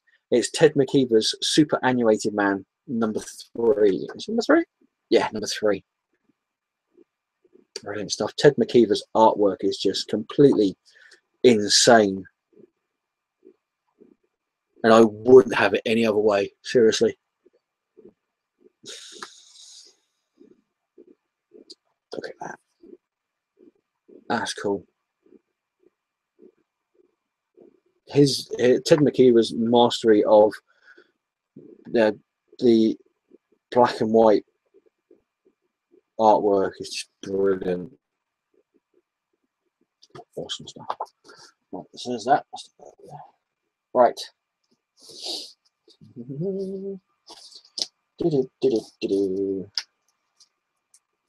Right. Oh, let's get comfortable again. Another sip. Another sip of loopy juice. And we're off. Right. All these comics here, they didn't cost me anything. They didn't cost me any less than £1.15 or any more than £1.99.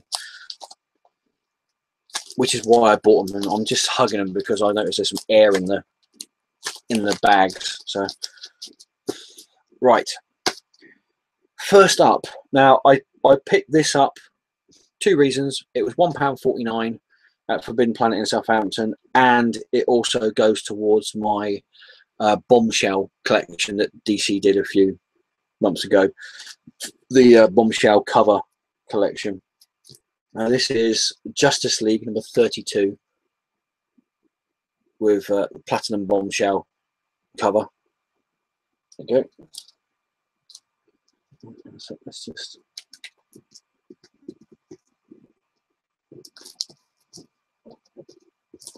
sort out so nothing falls over. Right, this one, actually I've noticed in this, there's quite a few DC comics actually.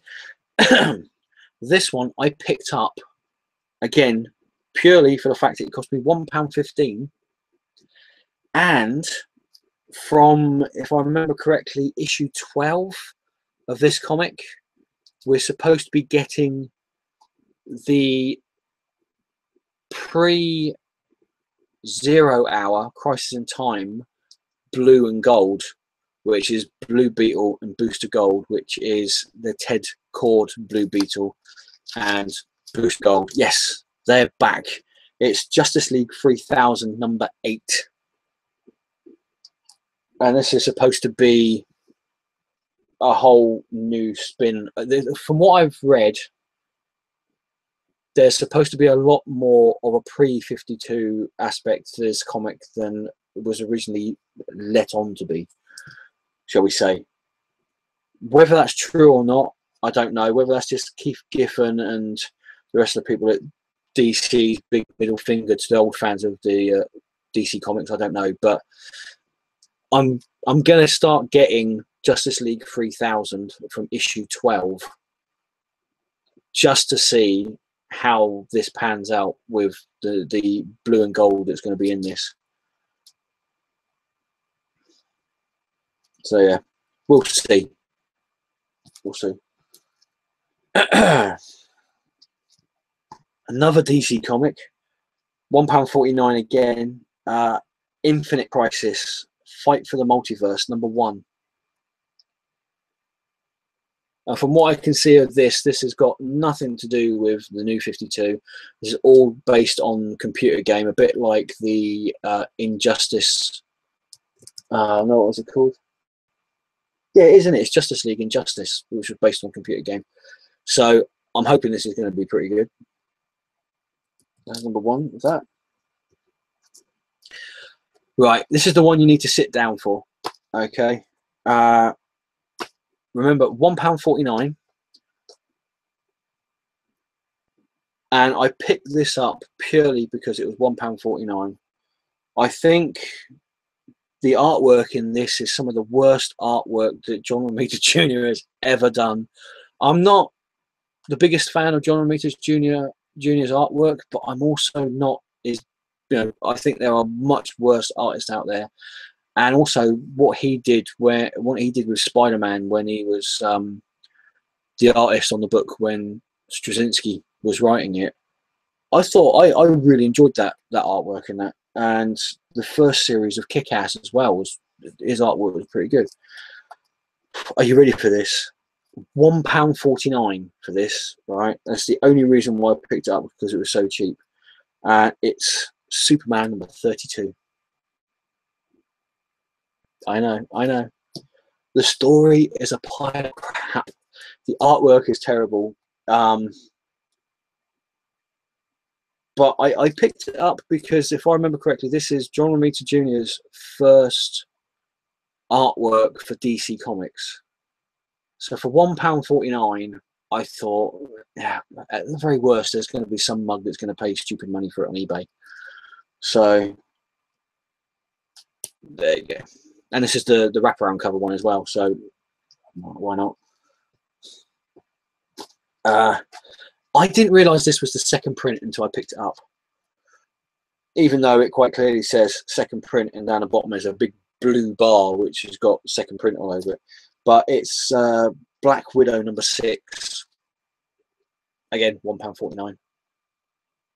This is one of those ones where the first issue was a bit... I think I read the second issue and it was like, oh yeah, that's okay. But then there was other comics that I wanted to pick up. So this like fell by the wayside. So, but yeah. Right. Um, I thought I had this comic. I really did think I had this comic. Excuse me. But flicking through it, I can't remember reading it. It's a bit worrying. So I don't know if I actually have this comic or not. But it was £1.49, so it didn't really break the bank. And I would rather pay £1.49 for this comic and find out I've already got it than not pay £1.49 for it and find out I didn't have it when I finally go for my comics and sort everything out. But it's Daredevil #6, which is the first part of the original Sin crossover that it went with. There's that one. This is another one. It's only coincidence. This is only coincidence. This is #6 as well. This is another comic book where I've read the first issue, and I was like, yeah, I enjoyed that. I might pick up #2. And then other comics came along that interested me more, or I forgot about this comic. And then when I went back to see if I could pick up #2, it was being sold for stupid money on eBay. That seemed to be the only place to pick it up. But this is Ms. Marvel #6. So I've heard this is pretty good. I've heard this has got some pretty good stuff going on in it. So we'll see. We'll see how it goes. I'm missing 2 issues of this series. I think the only other issue of this I'm missing is issue 5, and it's original Sin #4. I think this series suffered from what a lot of Marvel comic series or event miniseries series suffer from, and that is you'll have the first 2 or 3 issues, or you'll have the first 2 issues and you're like, wow, this is really good. 3rd issue will come out and you're like, oh, really? So when issue 4 came out, I was like, I don't really, I'll wait, I'll pick it up later on. Issue 5 came out, I was exactly the same. Then issue 6 came out and everyone was going, oh my God, issue 6, it's so amazing. So I picked up issue 6 and then I was like, okay, that's really good again. Issue 7, issue 8, yeah. So it's that sort of like mid-section where there's a bit of a lull in the story. It's like they could have easily made this a 6-issue miniseries rather than an 8-issue miniseries. But of course, if they did that, that would be 2 issues where they're not getting money from you. So yeah, £1.49 to fill a gap. It's not bad. Judge Dredd #19. Yep, and this is part 3 of American Way of Death. And this is part 3 of the Judge Death, Judge Fire, Judge Mortis, Judge Fear, Dark Judges, if you will, storyline in the IDW Judge Dredd comic. So still issuing issue 17, 18, and 20 of this, but there you go. Judge Dredd, Mega City 2, City of Courts. This is the director's cut. This is #1. And that cost me £1.99. Should have cost $4.99, I think it was. $4.99. $1.99 in Forbidden Planet. Oh, sugar, put in an old one. And this is one of those, this last comic here to show you is one of those ones where if it was full price, I probably wouldn't have picked it up, because it was only £1.49. I thought, I'll give that a go. And it's from Oni Press, and it's The Life After.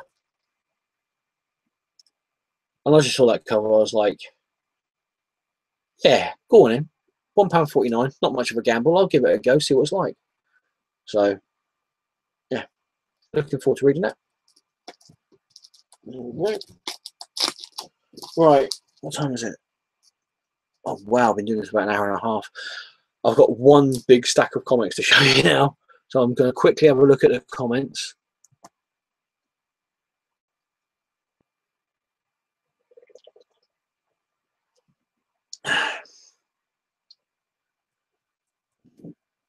Michael Moore, I'm sure I ain't been drinking tonight, but my eyes are certainly playing tricks on me. Haha, look at all the new 52. Cheap new 52, I'm going to say something to add. Cheap new 52. And I still ain't got no 3D covers, so yeah.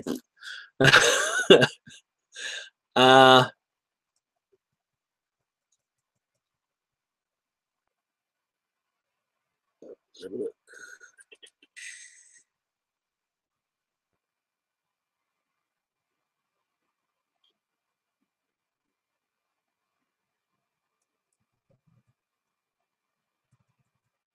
Let's have a look. The Infomaniac. I once met David Morrison at Forbidden Planet in Liverpool when he did a charity signing. It took me 3.5 hours just to get his autograph, but in the end it was worth it. 3.5 hours. Flipping heck. That's almost as bad as the queue at the London Super Comic Con this year for Dan Slott. 3.5 hours. I admire your tenacity and your sheer stubbornness to actually stand there for 3.5 hours to get an autograph, man. I salute you, sir. Seriously, I do. Wow. 3.5 hours. Flipping heck. I'll drink to that. Right.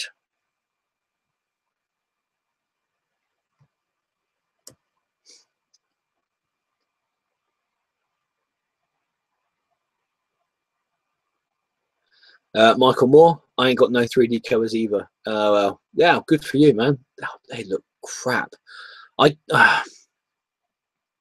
don't know whether it's because DC overcompensated this year for the 3D covers, but when I went to Forbidden Planet, and from what I've seen on the internet, on websites and on eBay and that, there seems to be a serious overabundance of DC 3D covers this year. I mean, to the point where I actually saw, oh, what was it? I think it was Batwoman. It looked like they had something like about 40 issues of Batwoman with a 3D cover on the shelf from Forbidden Planet. That was just sat there. It didn't even look like anybody actually touched them.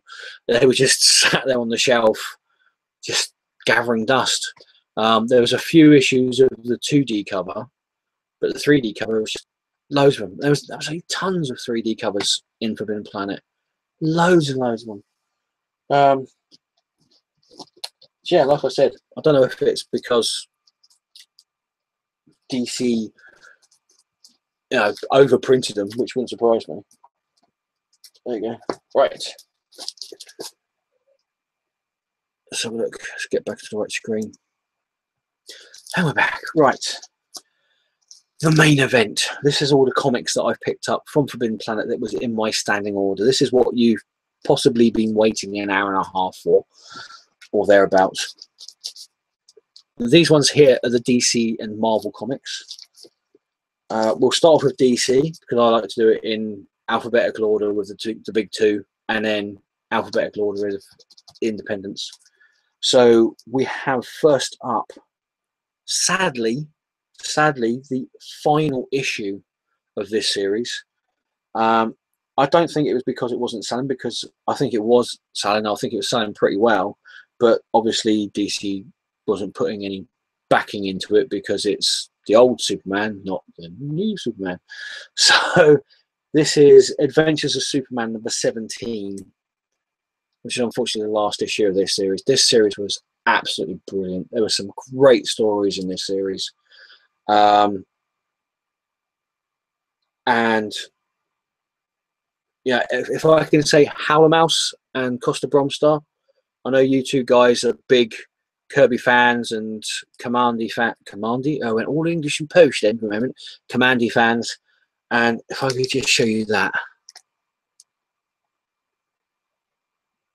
Howler Mouse and Costa Bromstar. Oh, comments from before. Yes, that is who you think it is.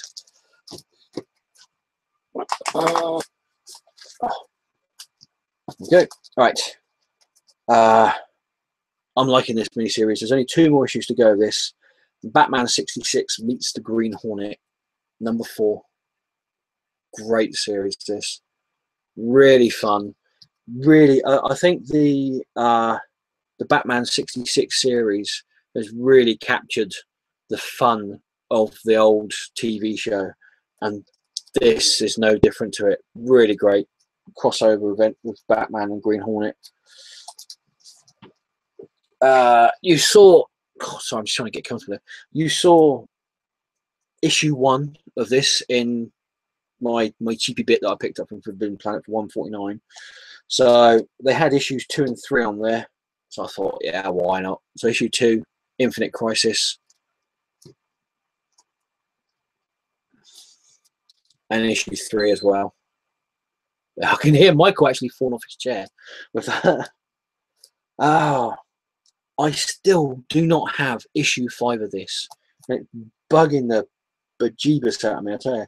Scooby-Doo Steam Up number 6. I can't find issue 5 of this anywhere for anything that isn't stupid amounts of money.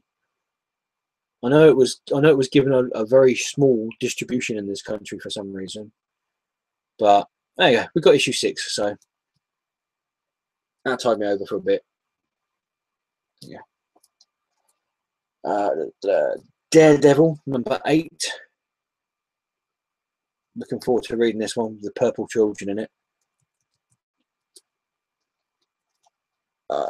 Finally got my hands on this one. Edge of Spider-Verse. Really looking forward to it. Just the main event for this one, but really loving all these comics that are coming out, building up to it. Edge of Spider-Verse number 2. I can't wait to read this. Gwen Stacy, Spider-Woman. That looks awesome. Really does look brilliant. Words fail me. I can't wait to read this. I really can't. And then, oh wow, I actually only have 2 Marvel comics here. Sorry, 3 Marvel comics. Tying in with Original Sin, Guardians of the Galaxy number 19. That's it. Right. Comments.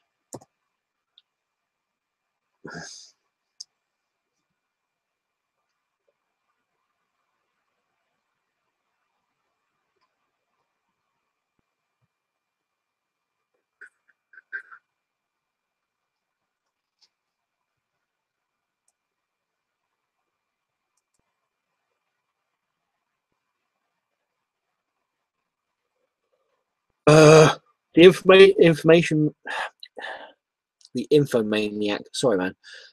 Have you ever listened to Jeff Wayne's musical version of War of Worlds? Yes. I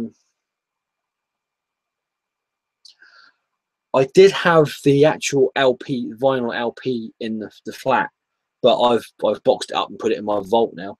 And up here somewhere, I've actually got it on 4-disc CD, I think. So yeah, brilliant, absolutely love it. I haven't heard the new one, which has got like Gary Barlow in it and that, but I've heard the original version, and yeah, brilliant, absolutely brilliant. Really loved it. I take it you have as well. So yeah, really enjoyed that. Right, back to comments. Let's have a look. What we got?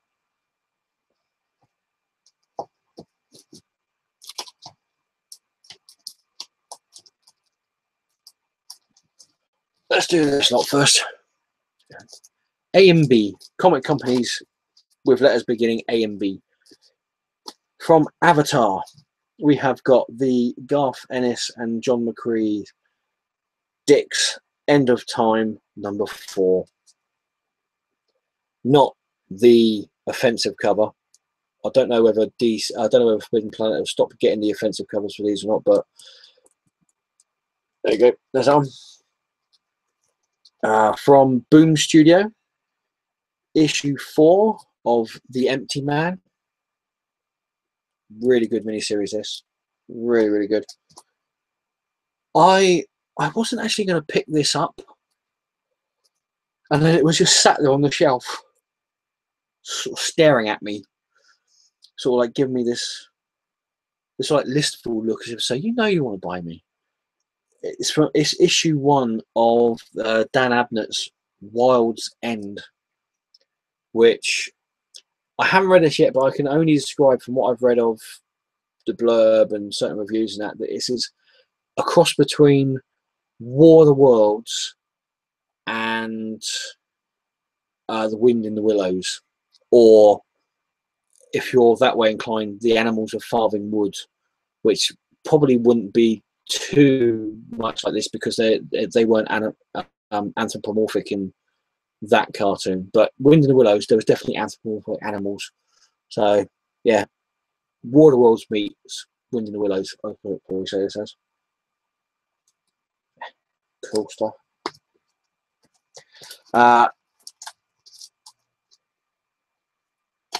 I really enjoyed the first issue of Prometheus Fire and Stone #1. I'm looking forward to reading the Aliens versus Predator version of that, and also the Predators version. This is Aliens Fire and Stone #1.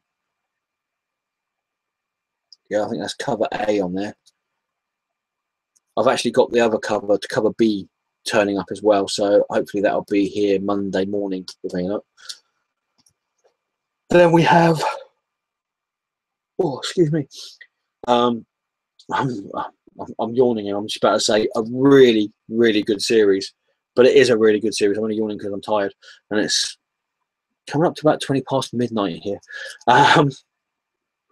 Ghost #8. Brilliant series from Dark Horse. Really enjoying this. Yeah, awesome stuff. I sort of like picked this comic up when I saw it was in my standing order, and sort of like went yes, and done a little sort of like happy dance jig sort of thing. There's only a slightly overweight guy in a comic shop could do a happy dance sort of jig, and it's Grendel versus the Shadow #1 from Matt Wagner. Oh, I can't wait to start reading this. It's a 3-issue miniseries. All right, it's $5.99, but it's, excuse me, it's in the old. You don't see it much like this nowadays. It's in the old format of what they used to call prestige format, which is like a thicker cardboard stock and a better quality of paper inside. There you go. Can't wait to read that. If Ghost Critic is watching this, dude, have you picked this up? I know you're a bit of a undercover Grendel fan, so I don't know if you knew that was out. You probably got it. So, as I said with Aliens Fire and Stone, I've already got Prometheus Fire and Stone #1, but that was cover B. But I also liked cover A, so I got that as well. Yeah, there you go. Brilliant stuff. And this one I've already showed. I think it was cover C to this one actually, which was Vampirella with all these sort of like tentacles around her sort of thing. And this is the normal cover for Vampirella #4, with her sat by a pool with some weird black demons shining between, yeah, underneath her. Right. So look, refresh. Let's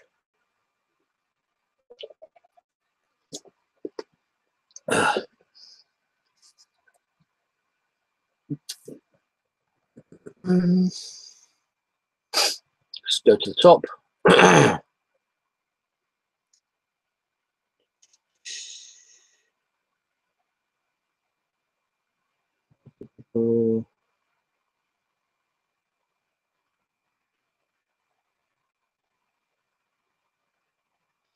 Thuggy One, I pulled out that War of the Worlds LP this year for someone to listen to for the first time. They did not care for it. I was crushed. Are they Philistines? Did they have sort of like hearing impairing or something like that? It's a brilliant musical masterpiece. Honestly, I know people are allowed to have their own opinions and they're allowed to like whatever they like and not like whatever they like, but they were wrong. They were wrong. Brilliant. My God, Philistines. Like you chased them out of your house with a burning pitchfork or something. Jiminy Christmas. Yeah, brilliant. I always remember that that bit, if you've got the booklet with the LP, the one I've got is the double LP, double 12-inch LP thing, the gatefold one, and there was a booklet inside. And I remember my oldest sister's husband, my brother-in-law, if you will, he had a copy of that, and I was always intrigued by the booklet inside, which had, excuse me, all the paintings from certain segments of the story. And there was the one bit where you had the red weed, and I think it was the one where it was at the end where you have the crows, you have all the red weed like around for as far as you can see, and then you have the crows sat on top of the Martian war machines pecking at the dead Martians that are inside, and you like see the dead Martians like part of their face with their eye in that, and the crows are like pecking at the eyes sort of thing. That picture always made, I was always like, wow, sort of thing, you know. Yeah, awesome stuff. How could nobody like it? Weirdos.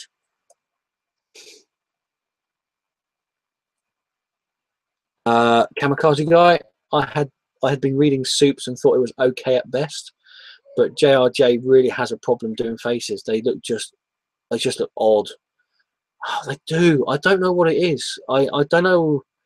And as well as that, I will say that Junior's artwork in Superman shows how bad a design the new Superman costume is. It's just an ugly, ugly costume. Jim Lee should be ashamed of himself for producing that pile of steaming hoofers. Yes, exactly. Even Purdy the cat knows it.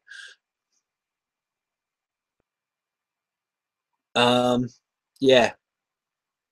I've found the Superman story since the reboot quite mediocre at best, really. I might be biased. I don't know. You call it what you will. I don't care. The Infomaniac. If there's one person I would have loved to met, it has to be John Lennon. R.I.P. That would have been an interesting. That would have been an interesting person to meet. Yeah. I can't think of who I wanted to meet. I don't know. I'll have to think about that. I might put that on a video, actually. That's a good idea, actually. Thuggy One, I waited more than 3.5 hours for Herb Trimp's autograph. That's even worse. Oh, man. I tell you what, everybody who goes to somewhere and queues up for any amount of time that goes into the hours. I'm not saying that, you sit there and you're like there for about half an hour or 10 minutes and you get, oh, can you sign this? I'm talking we're talking about hours and hours. Like if you sat down and you watched 2 good movies or a Peter Jackson movie, which I'm not saying they're not good, but they're just really long. If you're stood around waiting for somebody to sign something for you, I just think that just shows dedication. The dedication you have to whatever it is you're having signed, if it's a comic book or a CD or a DVD or a book or whatever, it just shows you've got dedication to that. And I hope that the people that are sat there at the end of the table and actually signing stuff realize how dedicated you are to them and their art form, whatever it may be. Yeah, man, 3.5 hours. Like I said, I thought it was bad enough waiting for Dan Slott. And the guy that got every single issue of Superior Spider-Man signed should have had his arms cut off. Sitting there going, oh, by the way, here's a suitcase full of your comics. Sign them for me. Right. Obviously, I don't condone physical violence to anybody who has anything signed, but I'm just saying.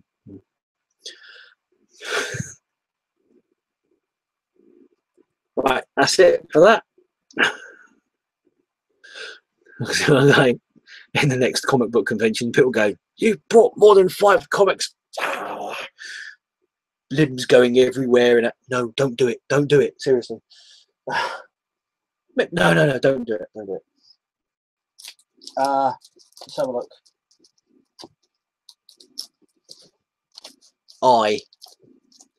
I have two comic book companies here that begin with the letter I. I feel like I'm in a really bad, trippy version of Sesame Street. IDW and Image. Should we do those? Yep.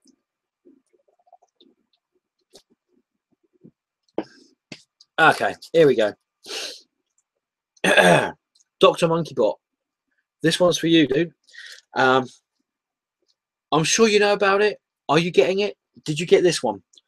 G.I. Joe #1, the subscribers cover. Just look at that. Actually, if I put it like that, it'd be better. There you go. How could I saw this on eBay, on a Place in Spaces eBay store on there, and I was like, should I get it? I do like the Baroness. I don't know what it is about the Baroness that I like, but I do like the Baroness. Like I like Scarlet from the G.I. Joe. That's probably the only two characters. Oh, and Snake Eyes and Duke. And what's the other ninja that wears all white? Is it Snowstorm? I don't know. That's about as far as my G.I. Joe information goes. But yeah, I reckon it's the glasses myself about the Baroness. I think that's got to be it, and it's the glasses. Yeah. But yeah, I was umming and ahhing about picking this up, and eventually I went, nah, I'm not going to pick it up. And then I went to Forbidden Planet today, and it was sat there on the shelf, and I was like, nah, sod it, I'm going to pick it up, and so I did. So there you go. So there's that.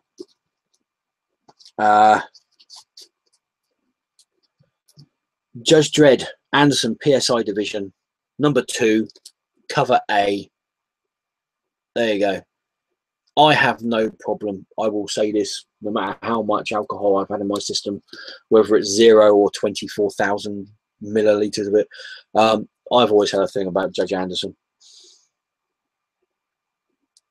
There you go. Like it's like most things with comic books. The reason why I'm imagining a lot of blokes like comic books is because they started reading them at a period of their life where there was strange things happening in their body, and you know, usually it's like get fixated on certain things. So there you go. Plus, as well as that, it's a really nice cover. And any bloke who reads a comic book and says that's a lie is lying. I don't know. Oh, cheers, Sandy. That was not Sandy. That was Purdy. Purdy. Purdy. There you go. You're on live on Google Plus and on YouTube. Don't swear. There you go. Star Trek, Harlan Ellison's The City on the Edge of Forever, the original teleplay, #4. Really enjoying this. It's been fun to read, at least. I think there's only one more issue of this. Sorry, I was just in a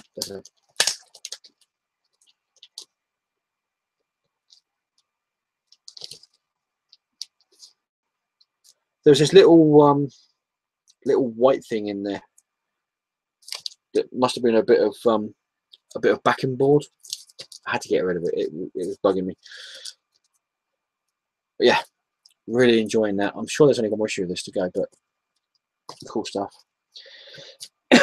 From Image Comics, MPH, #3.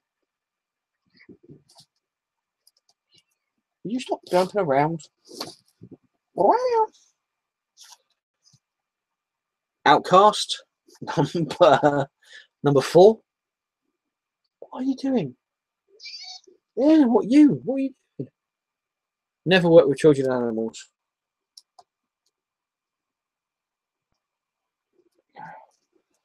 I don't actually get this comic, so I don't know why it was in my standing order. Maybe it's because they knew I like shiny covers. Shiny, shiny, shiny. Shiny, shiny. This is Sidekick issue 8. Shiny, shiny, shiny. Oh, shiny, shiny, shiny. There you go. Oh, who isn't getting this? Either in trade or in the single issues. It's Saga, number 23. Look at that cover. That's a beautiful cover. The purples and the greens and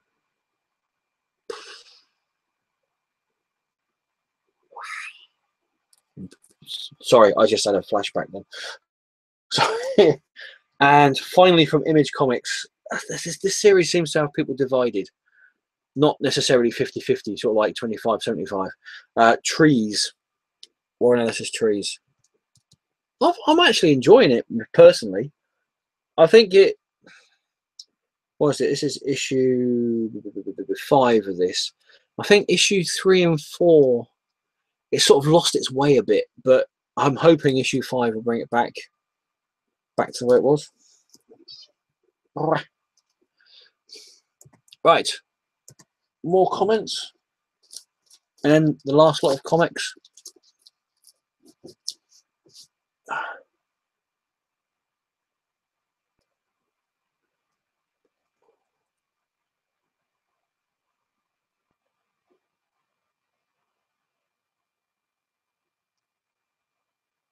Michael Moore, even myself, Mark, who is a massive New 52 fan, I hate Superman Action Comics.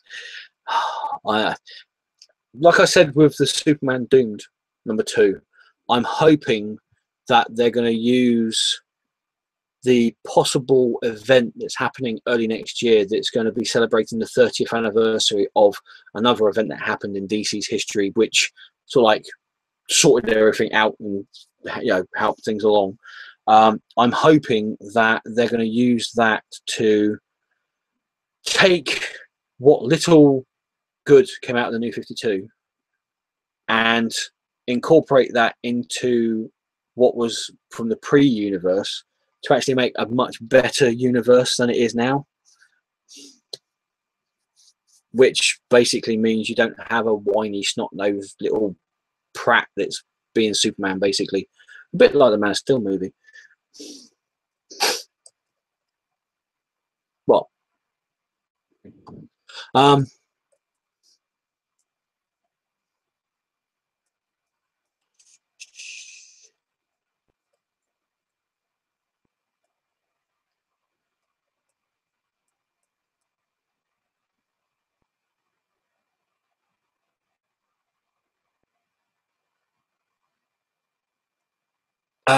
The Infomaniac. I hope someday there will be a Doctor Who episode where the Doctor meets H.P. Lovecraft.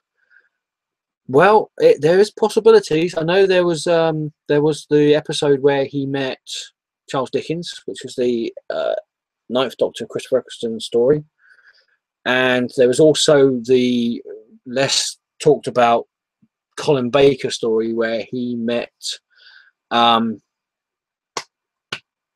the guy that wrote Waterworlds, H.G. Wells.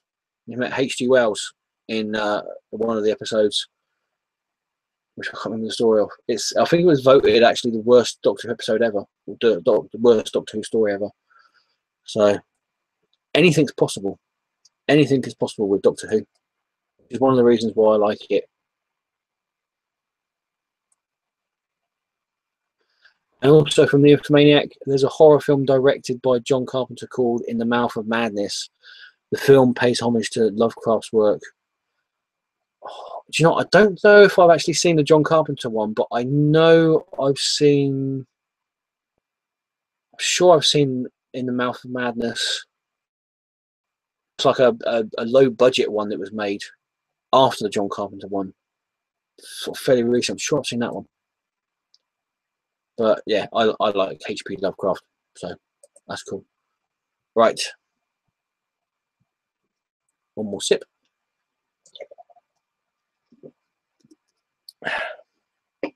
And the final bundle.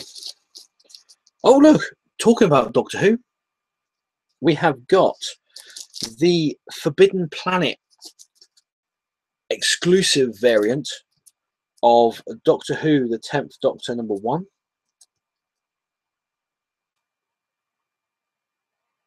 There we go. And the Forbidden Planet exclusive variant for Doctor Who, the 11th Doctor, #1.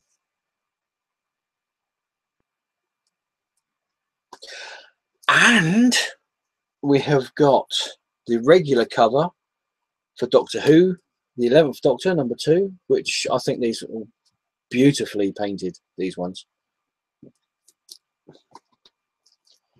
And then we've got the Jetpack Comics and Forbidden Planet Forbidden Planet exclusive cover for Doctor Who, 11th Doctor, #2. All from Titan. Really enjoying these Doctor Who ones.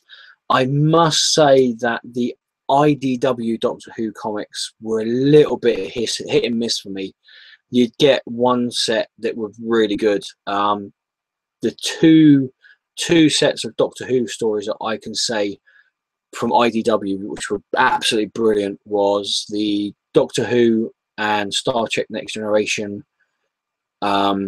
Assimilate .2 or Simulate 2, which was cool, which was strange really, because I don't think there was an Assimilate 1. And there was also the Doctor Who Prisoners in Time, which was the 50th anniversary story that was a 12-issue series, which was just absolutely fantastic. The main Doctor Who series from IDW, a little bit hit and miss. Titan, again, Sally of the Wasteland, #2. Okay. And we have got, do I need to say this every time? Basically, if you're not buying Valiant comics, you are missing out on some amazing stuff at the moment. Armor Hunters, #4, the conclusion of the Valiant event for this year. Looking forward to reading that. Armor Hunters Harbinger, #3. Last issue of this 3-issue miniseries here. This possibly could be the one and only copy of this set of covers that I'm going to get, because I want to get the other 3 for this miniseries from Valiant with this cover, but I just can't find them anywhere on eBay in the UK or Forbidden Planet. I don't know how I actually managed to pick this up from Forbidden Planet. It's Delinquents #1, and it's the board game cover. There you go. There's obviously another 3 bits to this, which makes up one big board game. Knocking the set over. This is the only one I've seen. Obviously, there's going to be more of them around in the UK. It's got to be, but this is the only one I've actually seen anywhere it was actually for sale. So there's that. And we've got Harbinger Omegas #2. Really looking forward to that. Unity #11, part of the Armor Hunters. This is the last part for the Armor Hunters. I think next month you've got Unity 0 and XO Man of War 0. Finally, from Zenoscope, we have got Grim Fairy Tales Masumi Blade of Sin #2. There you go. And that's it. That's all I've got for you. Let's just check the comments. Let's have a look, see if there's any new comments come up.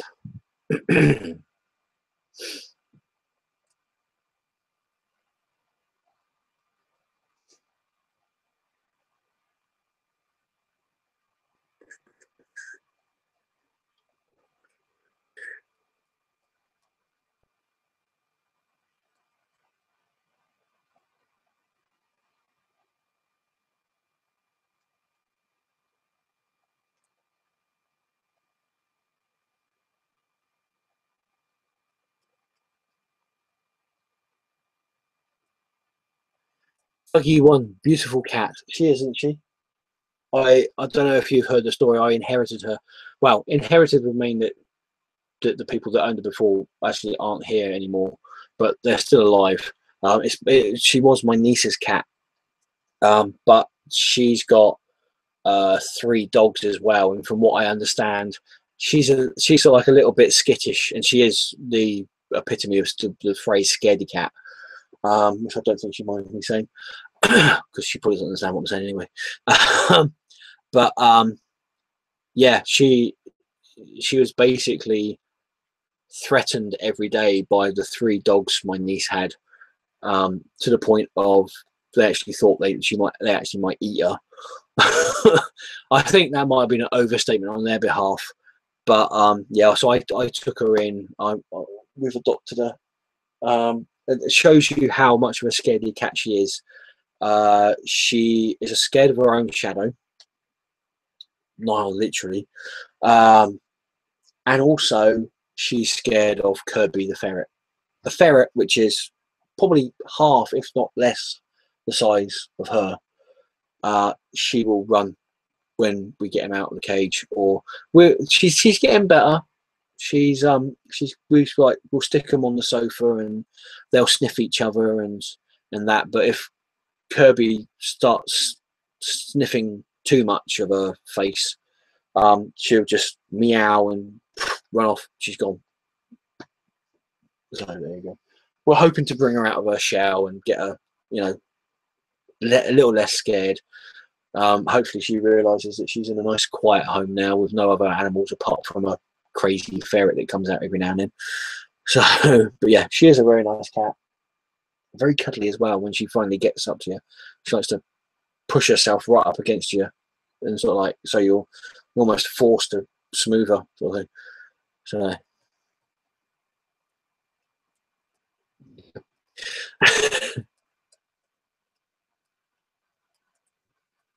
okay, I think that is all the comments.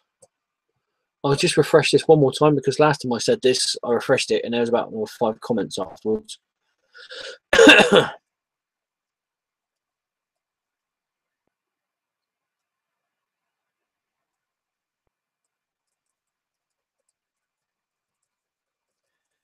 Going through.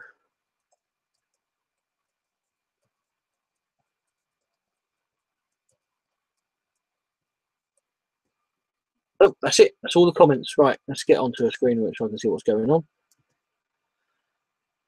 Right, that's it. What time did I start? It's about 20 past, wasn't it? 20 past 10, 20 past 11, 20 past 10. So it's about 2 hours and 25 minutes I've done this for so far. I'm glad I started at about 10 o'clock. Yes, that's everything I've got to show you now. I'm sorry if anybody's just started to watch this now. This is actually the end. Sorry. You can always go back though and watch the beginning of it because it wasn't too bad. You know, there was a few dodgy bits. You know, there was a little bit of a yeah, halfway through, but other than that, it was a fairly solid show, I think, this time around.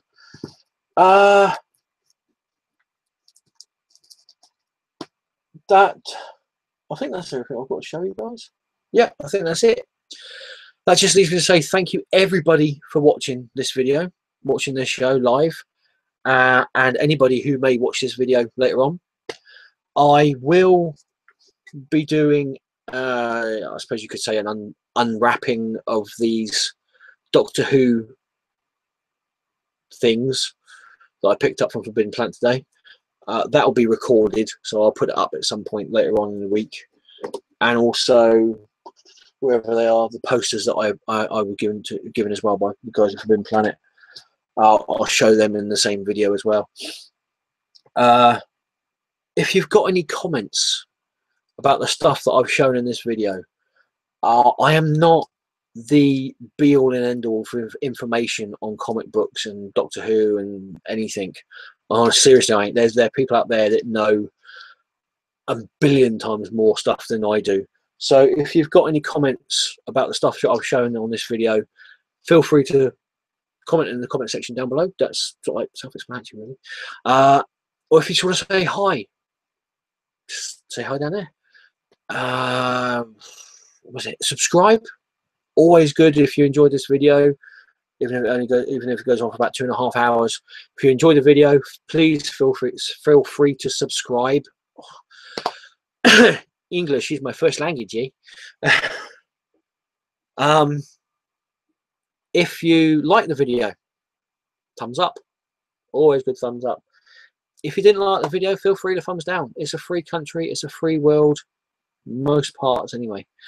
But as I always say on these videos at the end, if you do thumbs down, say why you thumbs down. Don't just thumbs it down and go, yeah, I'll thumbs it down. Yeah. Say why you didn't. You know, say why you thumbs it down. Was it too long? Was there not enough comics? Was too much chatter? Was I not drunk enough? Seriously, I'm trying. I'm on my second can. Yeah.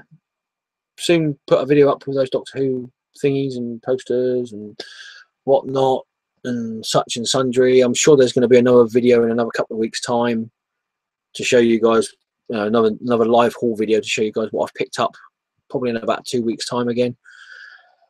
Is that everything? Do you want to say anything, Purdy?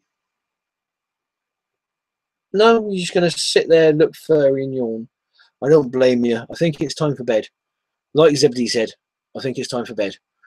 So, yeah. Again, thank you everybody for watching this video. And Kirby's awake now as well. I'll see you guys soon, hopefully. Love the comics that you read. And just enjoy everybody's company. I'll see you guys soon. Ta-ta for now.